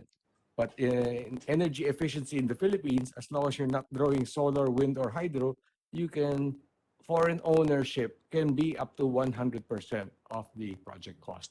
So that's another incentive. And beyond that, there, of course, just like the other countries like Malaysia, there are energy efficiency excellence awards. So recognition programs is a non-fiscal incentive for ESCO projects. Thank you, Mr. Ablaza。稍微他刚才提到了，在政策上，有时候政府在规划的过程当中，不一定完全都是会 benefit， 刚好是在 ESCO， 有可能是在再生能源比较多。不过呢，他说在这几年来，例如说像是在所得税减免 （income tax holiday）， 还有像是一些 IPB 奖励、所得税减免、优惠延长等等，甚至有一点像是雇用外籍人士来管理等等，技术人员这些都有放宽，所以因此在这个路上，这些稍微的补助其实都有些帮助的。Okay, now we have our next question. This is a question for Mr. Lau from Singapore. According to your outline from milestone 1 to milestone 5, this shows a very comprehensive work scope, but seems to involve a lot of hardware, software, labor works, and very expensive. They would like to know, typically, customer is still looking at $ effectiveness. So would this pay off for them, or who are your main customers? 我们要询问的是新加坡的 Vincent Low， 他刚才有说，在 ESCO 可以从 milestone 1到 milestone 5这整个阶段都可以提供非常完整的一个架构。不过这当然人力成本比较高，那客户通常采购考量最后都还是投资报酬率。因此呢，这位是想要知道他们大部分的顾客是谁，那这样子的费用到底能不能够回馈？Good afternoon, everybody. First of all, I have actually put out a 6-pointer. The first thing that why this 5 milestone to meet net zero, first thing is that the developers must have this intention to showcase to the industry that they want to meet net zero. And of course, also their promise in 2030, they want to meet net zero target. So this is a milestone to achieve the target. Has regard to the manpower and also the amount of work, it all depends on the saving potential of all their building and how much they can actually reduce the energy consumption.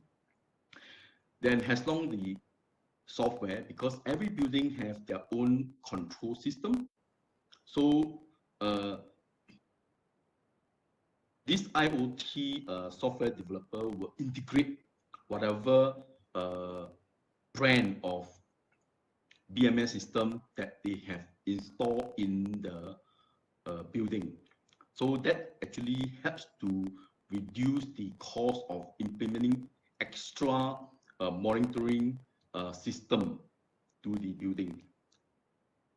And in terms of the financial part of it, in Singapore, there is a green loan by the bank to fund the projects, or ESCO will fund the project as a EPC contract. So it do not really affect our developers in terms of their cash flow. Now, in terms of incentive, in Singapore, there is an incentive for industrial, factory, and small medium enterprise companies. So there is grant provided to this area. And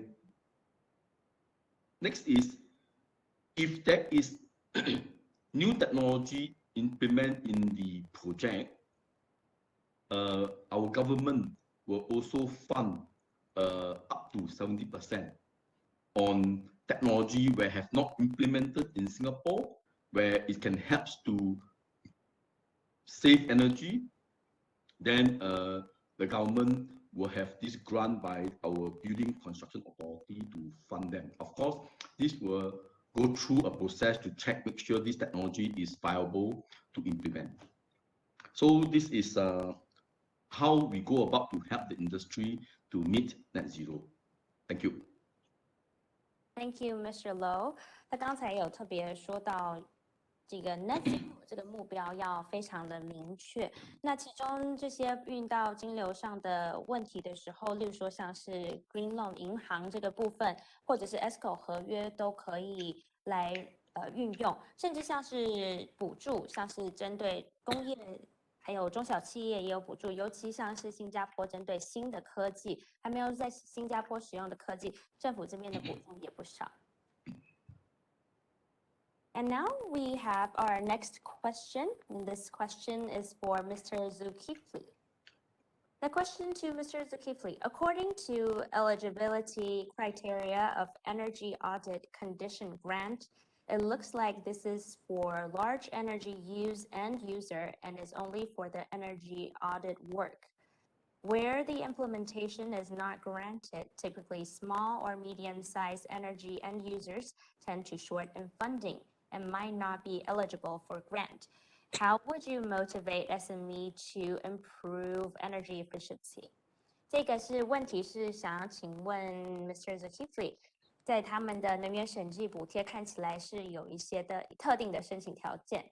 那例如其中能源大户才可能会符合资格，资金匮乏的中小企业业主们会不会得到类似的补贴或补助呢？ Thank you very much for the question, Stella. Thank you. So in my presentation, I mentioned that this is EACG or Energy Audit Grant 2.0. Yeah, we had EACG 1.0 before this, and 1.0 was enjoyed mainly by the SMEs, the smaller industries. Yeah. So we have not left out the small and medium industries at all. Yeah, only that because the smaller industries are, to be honest, more receptive to energy projects, whereas the bigger ones, they are a bit more difficult to try and penetrate. So obviously, our government through this new grant has set up a bigger fund in order to promote a better impact in terms of energy efficiency in the affected facilities, because they are required by law to do. Yet they have not really done as much as possible, because only 60% compliance at present.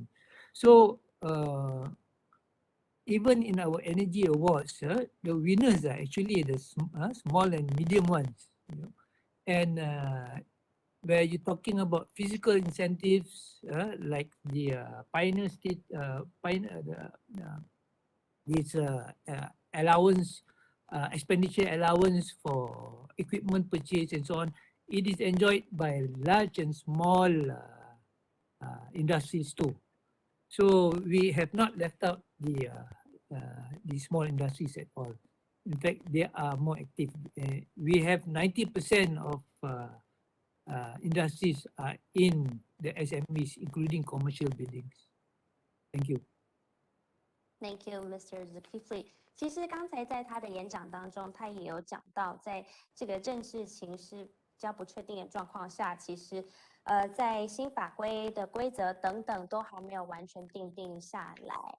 那在这之间，他是认为说一步一步来，但是这样子的一个补助呢，其实是中小企业也可以受到 benefit 的。那例如说像是他刚才在演讲中也有特别讲说，很多中小企业主要是没有这个人力、技术、资金啊等等，不过 Esco 就可以透过这样子去培养，那培养人力、培养技术等等，就可以在这个产业做出一些效果。And next, we have a question for Mr. Yoon Sok-jae. This is a question about mentioning the national determined contribution and net zero that can help Esco growing in the future. Typically, this will require additional expertise than energy efficient improvements, such as involving renewable energy storage, green power purchase. So how would you integrate the additional capacity? and this will make an ESCO project more complicated or more expensive. 这个问题是针对南韩的协会代表，希望他们针对这个 NDC 还有 Net Zero 这个部分，希望可以带动 ESCO 市场。不过这还需要可能一些专业技术或额外的软硬体设备，例如说像是再生能源、储能、绿电交易等等。怎么样可以整合原本的技术，还有专业技术，以及这个费用的提升，要怎么样开发新的业务呢？ Good afternoon, everyone. Thank you, Stella, for good question. I think, of course, renewable energy and energy storage and green power purchase are also required to achieve NDC and carbon net zero. But I think the carbon net zero and NDC related ESCO opportunity I mentioned are slightly different. As my presentation, Korea emits about 700 million tons greenhouse gas. Our government has declared carbon net zero. This number cannot be achieved only through the supply of renewable energy, which means what are you doing? Thus, it is directly related to energy efficiency improvement. There is already a system in place to give a quota to companies that emit a lot of greenhouse gas, and then gives mandatory penalty if they emit more than this. In addition, Korea is already in the process of becoming smart by applying ICT technology through all fields of industry, buildings, and agriculture. Proliferation of smart factory and smart buildings and smart farm is expected to increase the reliability and accuracy of data and increase customer satisfaction with the energy performance of ESCO's E projects. Our company,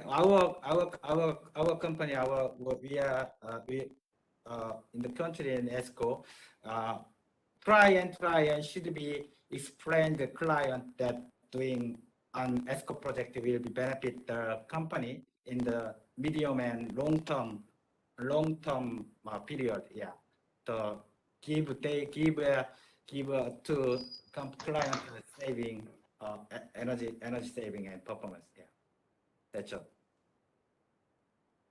Thank you very much. I think we have an extra question coming in just now. It's for this question is regarding Taiwan's ESCO market. Does it have the same potential as Japan regarding BPP and DR? This question would be maybe for Mr. Nakayama. Would you be able to answer this question?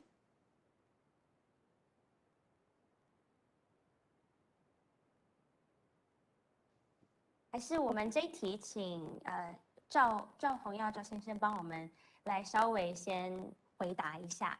不晓得在这个台湾是不是台湾的 ESCO 市场也可以像日本一样的有潜力，会需要虚拟电厂架构或者是整合虚量反应这个部分。Sorry, could you please explain the question again? Perhaps maybe we will allow Mr. Zhao to answer the question first, and we will come back for your opinion as well.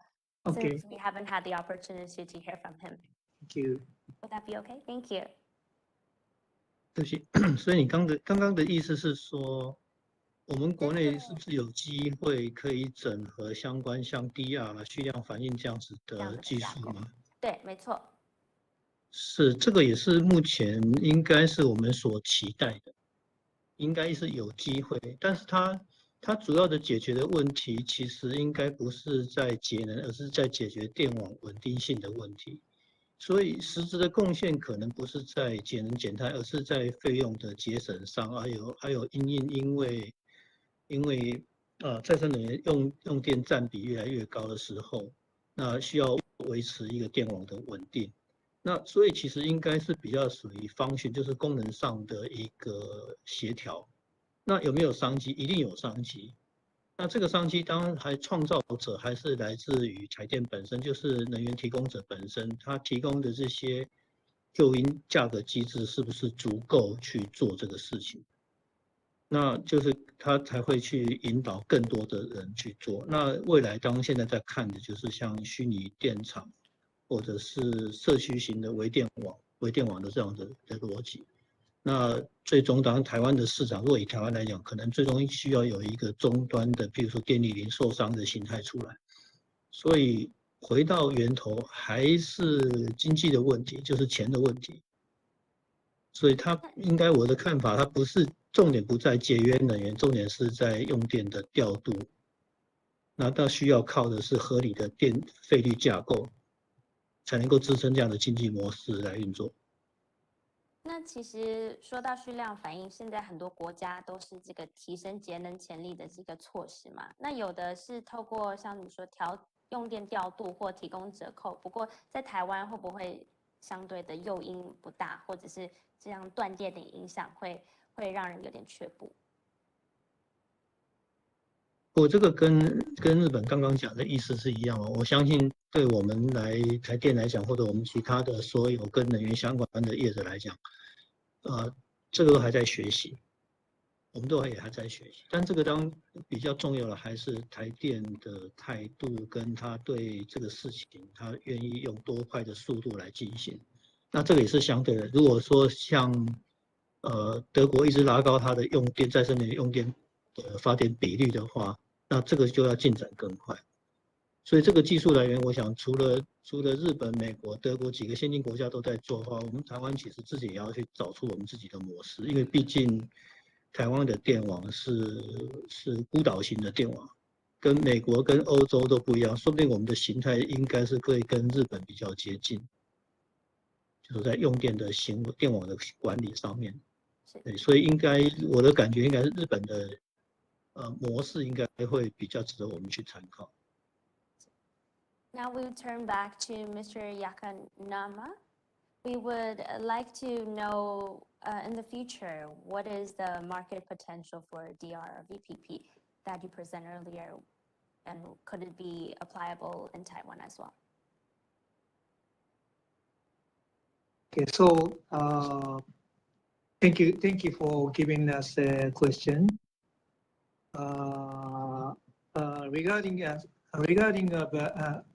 Regarding the market potential for VPP business, okay. Frankly speaking, I have to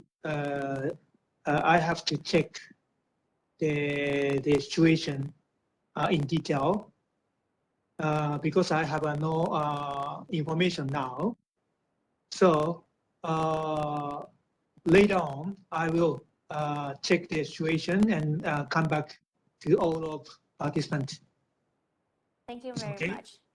没关系，我们现在Mr. Nakayama 说他之后如果有更详细的资讯，他也会再提供给我们。那我们也可以再透过无论是email 或者是 survey 的方式，我们也可以再寄送给大家。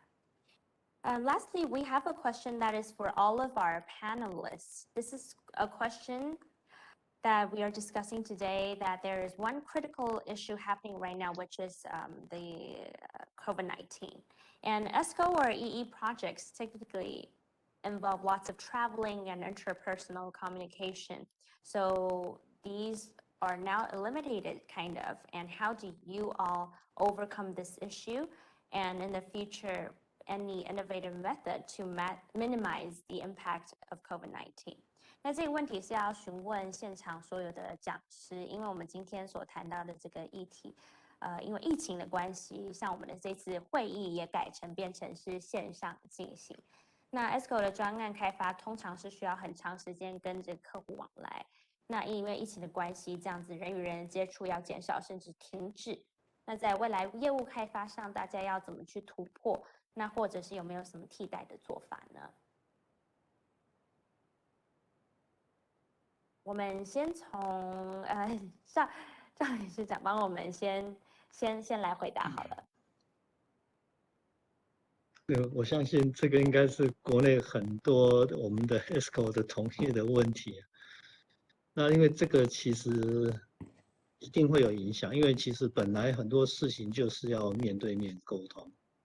那因为你没办法面对面沟通，有很多事情的沟通的方法就会有问题。那现在其实严格讲起来是说，这样子的疫情的关系，或者是说人跟人接触的行为模式的改变。那到底要怎么处理？所以一定是会拉长整个业务沟通上的一个时间跟成本，这个免不了。但是另外一方面讲，就是说你透过视讯或者透过电话的方式，那大家彼此可能有一个缓冲期，可能在沟通上大家多了一点时间去思考，说不定有时候也不是坏事。那当然，另外还有一个好处是说，因为你不是直接拜访，有时候要直接约访也不容易。那在线上的讨论当然有它的局限性，但是某些时候如果可以把公司的高层，因为他可能在总部，那你实施的地点可能在另外一个地点，那透过线上的方式，可以同时把高层跟现场的操作或者现场的主管直接拉在一起讨论。说不定有时候也有它的方便性，所以好坏比较难讲了。不过现在就是要去想一个办法，怎么解决这个问题。那真正的影响倒不是业务，真正影响其实是应该在现场做能源诊断、做 energy audit 的时候，你要在现场看一些东西，必须现场做测量或者在现场勘察等等，这个反而才会是问题。那如果将来顺利的话，说2剂的疫苗把它当成流感看的时候，那 eventually 你还是可以进场去看。那怕的是说限制你不能去现场看，那才是问题的开始。来简单的说明。好，太好了，谢谢。Thank you, Mr. Chow. He was talking about how the face-to-face interaction has been kind of eliminated. So the ESCO process would be more lengthy and it could cost higher. But it also gives us more time to process, to communicate. Online communication can probably allow us to meet the people that maybe didn't have time to meet in person. And so there would be benefits. You will be able to meet different people online with different levels of management. And for sure, the solution is really crucial. For example, when you go do audit, and you cannot be at the site, and that is a big problem. But hopefully, like he said, vaccine could maybe solve their problem, and one step by step, we'll be able to find a solution. May we have Mr. Ablaza? Maybe would you have some input on this issue as well? Sure, Stella. COVID-19 pandemic has a negative side and also has a positive side for the ESCO industry in the Philippines. Negative side, yes, there were less face-to-face energy audits, walkthrough audits, investment grade audits had to slow down, and we really had to have suffered a dip in business volumes through 2020, and we hope that the numbers will improve in 2021. But there's a positive side. The positive side is what we're telling government using the nonprofit organization PE2 or Philippine Energy Efficiency Alliance is that energy efficiency creates more jobs than infrastructure projects. So it could be used as a stimulus activities. In fact, what we're telling government is for every $1 million, energy efficiency can create over 37 jobs. Through ESCO contracts, through building construction, through all other renovation and retrofit measures. But the typical infrastructure projects like energy, transport, and water creates only 25 jobs. So we can for every if the government wants to use this as a stimulus activity, you can push more money through energy efficiency, accelerate public spending in energy efficiency to create more jobs. The second positive aspect here is because if we have to prepare for the new future, I think 2021 we're pushing more IoT, we're pushing more digital solutions so that you can capture baseline information right now from the cloud and lessen the dependence on face-to-face. So it's just the installation of the sensors, smart meters, and communication hardware that's going to be a challenge here. But once that's installed, you have the technology that would deliver data for measurement, for verification, and even for future audits. Thank you. Thank you, Mr. Ablaza. 稍微简短的说明一下，他刚才也说，当然这件事情针对ESCO 的整个 industry 有好有坏的影响，不能面对面，没办法现场勘察等等，当然也会影响收入。不过呢，这样子也是一个创造更多工作机会的一个方式，并且呢，在这样子能源需求下滑的状况下，其实也可以让政府还有不同的企业去探讨，也许怎么样去整合数位化市场、用互联网等等的。May we have Mr. Yoon Sik Jae? We would like to hear your input on this topic as well. Yes, our country and ESCO must be the site for energy audit. But however, I think if all sites become smart in the future society, visit to the site can be minimized. In fact, in Korea, some ESCO analysis the data of a smart factory without going to the site. So find for energy efficiency improvement items. And then meeting with client as conducted by these programs. This program, Zoom or as WebEx by used and meetings and through this online meeting programs. But yeah, it's all. Thank you, Mr. Young. 他刚才简短的说一下，就是smart site， 就是希望也许未来无论在建筑上等等，我们都可以以智能化来去取代，也许以后也不用完全都要到现场去做勘察，往这方面发展，也许是市场未来的趋势。And now, can we have Mr. Maekawa? Would you like to share your input on this issue? Yes, maybe almost the same. Maybe the negative impact is that it is not easy to find a new customer, especially new customer. And the opportunities for the walk-through on-site survey is mostly delayed. In Japan, maybe in next 2 months, we will have the more chances, but at the moment, within September, it is not easy to go to the customers and to make on-site survey. On the other hand, as for the positive side, as an association, I think it is much easier to arrange the meeting. Of course, it is an online meeting, but it is much more easier to arrange an on-site meeting, much better than that of the COVID situation, because before that, in the pre-COVID situation, we just had the face-to-face meeting, and it took so many times to arrange the date and day. But nowadays, it is much easier to arrange the meeting, especially for the online meeting. Thank you.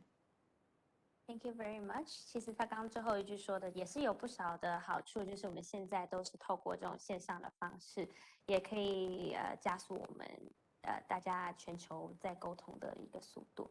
We also have another question coming in, so it's also a question for all of the speakers. So we'll be asking the remainder of the speakers to maybe answer this question.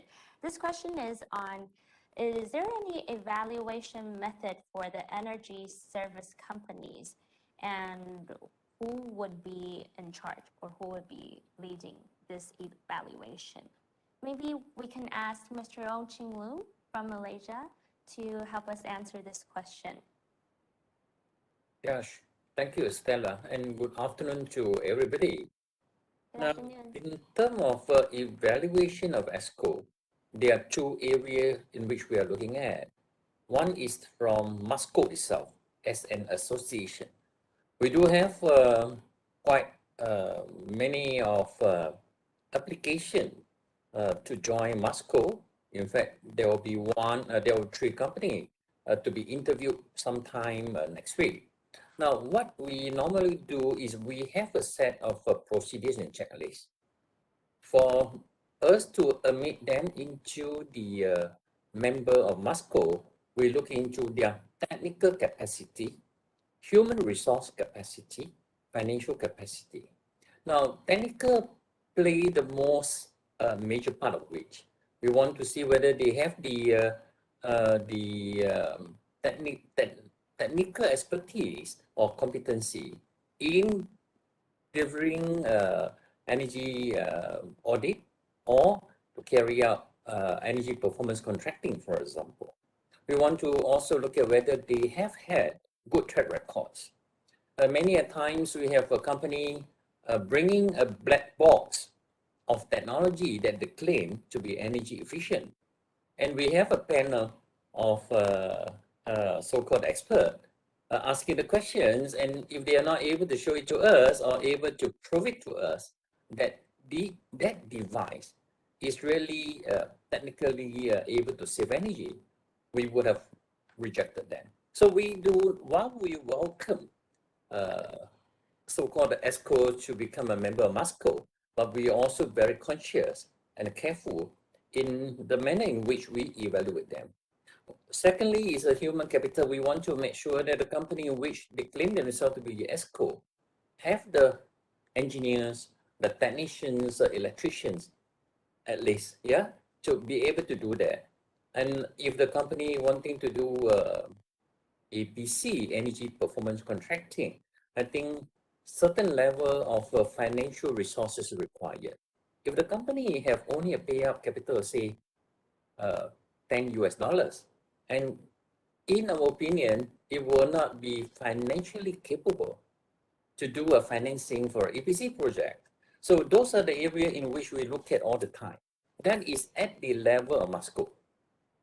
But the government also, to a certain extent, regulate the ESCOs, because for government to invite ESCO to participate in EPC projects, they only invite those who are registered with the government, for example. So the similar thing they are looking at, but probably lesser than in terms of requirement from MASCO.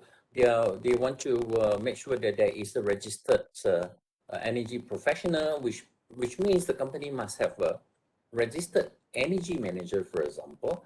They must have in their possession energy audit instrument, okay, and a bit of track record as well. So these procedures are in place, but of course it can be further improved upon, because we want to ensure only those really capable of able to deliver energy efficiency or RE to a certain extent. They are genuinely having the capacity, the competency to do it. We do not want so-called less capable company to become an ESCO and spoil the branding of the ESCO in the industry. So we do have the mechanism in place. Thank you, Stella. Thank you very much. 他刚才有特别说到，马来西亚的 MISCO 他们也有这样子的一个评鉴机制。那希望是透过这样子的机制，可以确保大家是有这个明确的目标，然后也可以确保大家的规模是有一定程度。例如说，他有说评鉴资格可能包含是不是他们的业务是不是符合，或者甚至工程设计，还有金融。甚至维修保养这些都有没有完整，甚至他们有没有这样子的能力，都是他的评鉴资格之一。And the same question we would also like to ask Mr. Zulkifli. Would you like to put your input on this issue as well? I think Engineer Ong has covered most of the requirements. Yeah. Yes. Of course, if you want to look a little bit more in detail, I think very important for MISCO is to, we normally conduct an interview with them, as Engineer Ong has said, and we also want to know which sectors they actually do, maybe in utilities, in processes, in what technologies and experience they have, yeah, so that we also have two categories of ESCO's registration in MISCO. One that does EPC and one that does not do EPC. So the one that wants to do EPC, they must be financially more strong, and the ones that do not do EPC but just provide consultancies may have a lesser capital in their company. So I think that's the only main thing that I want to add, and it's not easy to become a member of MISCO because we are very, very stringent in order to make sure that the quality of ESCOs in Malaysia are kept at a very high level. Thank you. Thank you, Mr. Zulkifli. Now I would like to ask Mr. Vincent Low. In Singapore, is there also similar evaluation methods regarding energy service companies as well?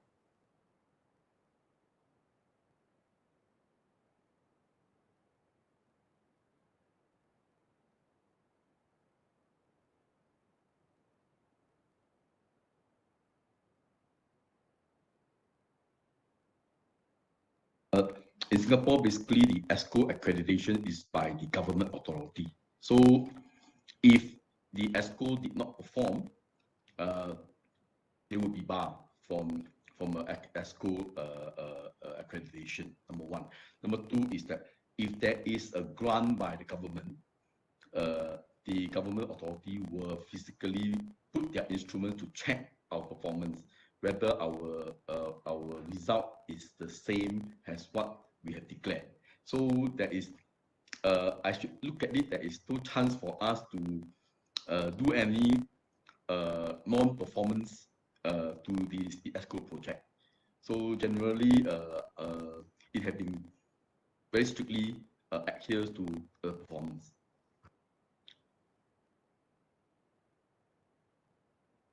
Thank you, Mr. Vincelo. The same question we would also like to ask Mr. Maekawa if you have any inputs. I know Japan has ECCS, maybe similar evaluation methods, or what is your experience in this that others can approach as well? Okay, thank you. But unfortunately, at the moment in Japan, there are no accreditation system for the ESCO companies. And we, JISCO, used to, at the project, to have a kind of awarding system for the good ESCO project, not for the good ESCO company. At the moment, we are not doing that. So maybe my answer will be that it is not easy in my company to have that kind of awarding or accrediting kind of systems. Thank you. Thank you very much. I think we have another question coming in. The question is asking, how could government build the credibility of the third party of ESCO market, and who will be the most suitable role to play the third party in ESCO market? And this question is for all of the panelists as well. Do we have anyone that is eager? Mr. Aglander Ablaza would like to answer this question. Yeah, I'd like to, because one of my advocacies across Asia, when I work with different governments across Asia, is to push for the third-party investor model, because up to 98% of ESCOs in developing Asia do not have suitable access to debt financing by banks.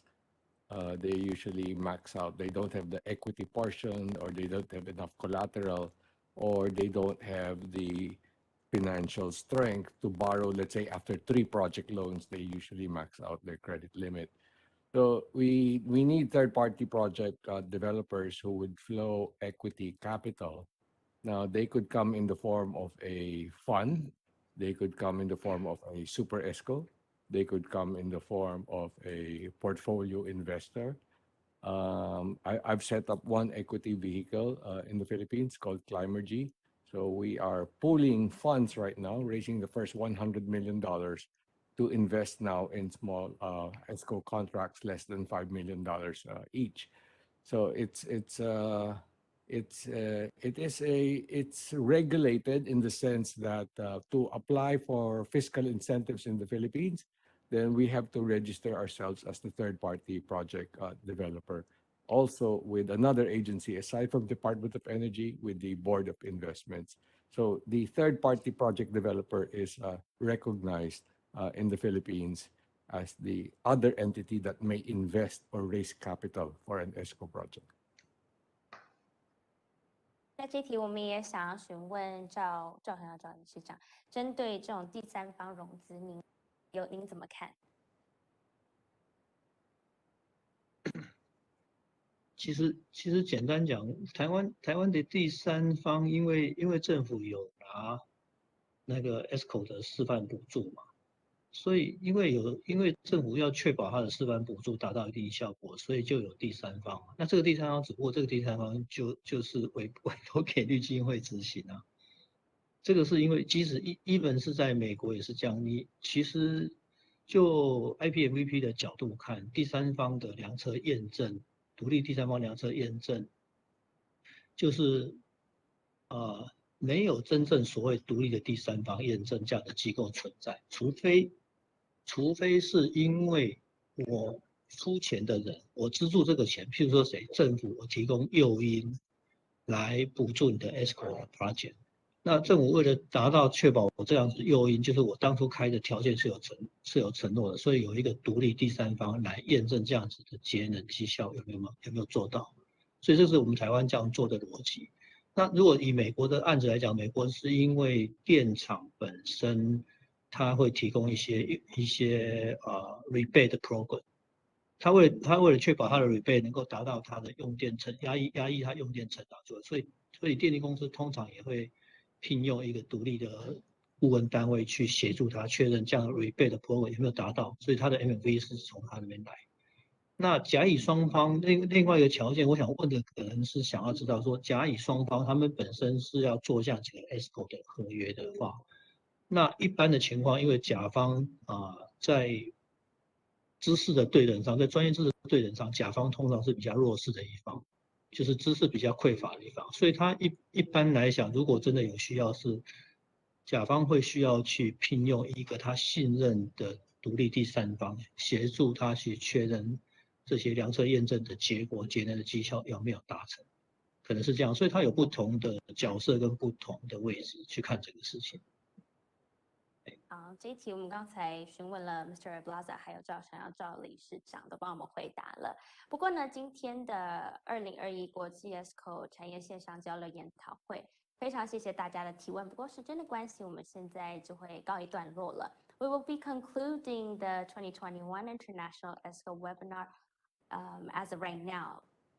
On behalf of the organization, I would like to thank all of you for participating. And if you have a moment, any participants, please help us fill out the post-webinar survey and give us a chance to host even better events in the future. It could go a long way. 在这边我们要非常谢谢大家参与以及响应以及热烈的提问，再次要谢谢今天与会的贵宾讲者帮我们带来这么丰富的议题，希望今天研讨会的内容可以带大家带来很多新的启发。那我们小编群也已经在留言区上放上了今天活动满意度的调查表，所以请各位再帮忙填写你们的意见，是我们未来规划活动非常重要的参考依据。最后呢，再次感谢大家的参与，研讨会在这边告一段落，谢谢大家。Thank you everyone for participating and joining us today, and we hope to see you again soon. Bye. Thank you. Thank you. Thank you. Thank you all. Thank you. Thank you all. Thank you. Thank you. Thank you. Bye bye. Well done. I hope see you guys soon. Yes, we need to catch up. Yeah.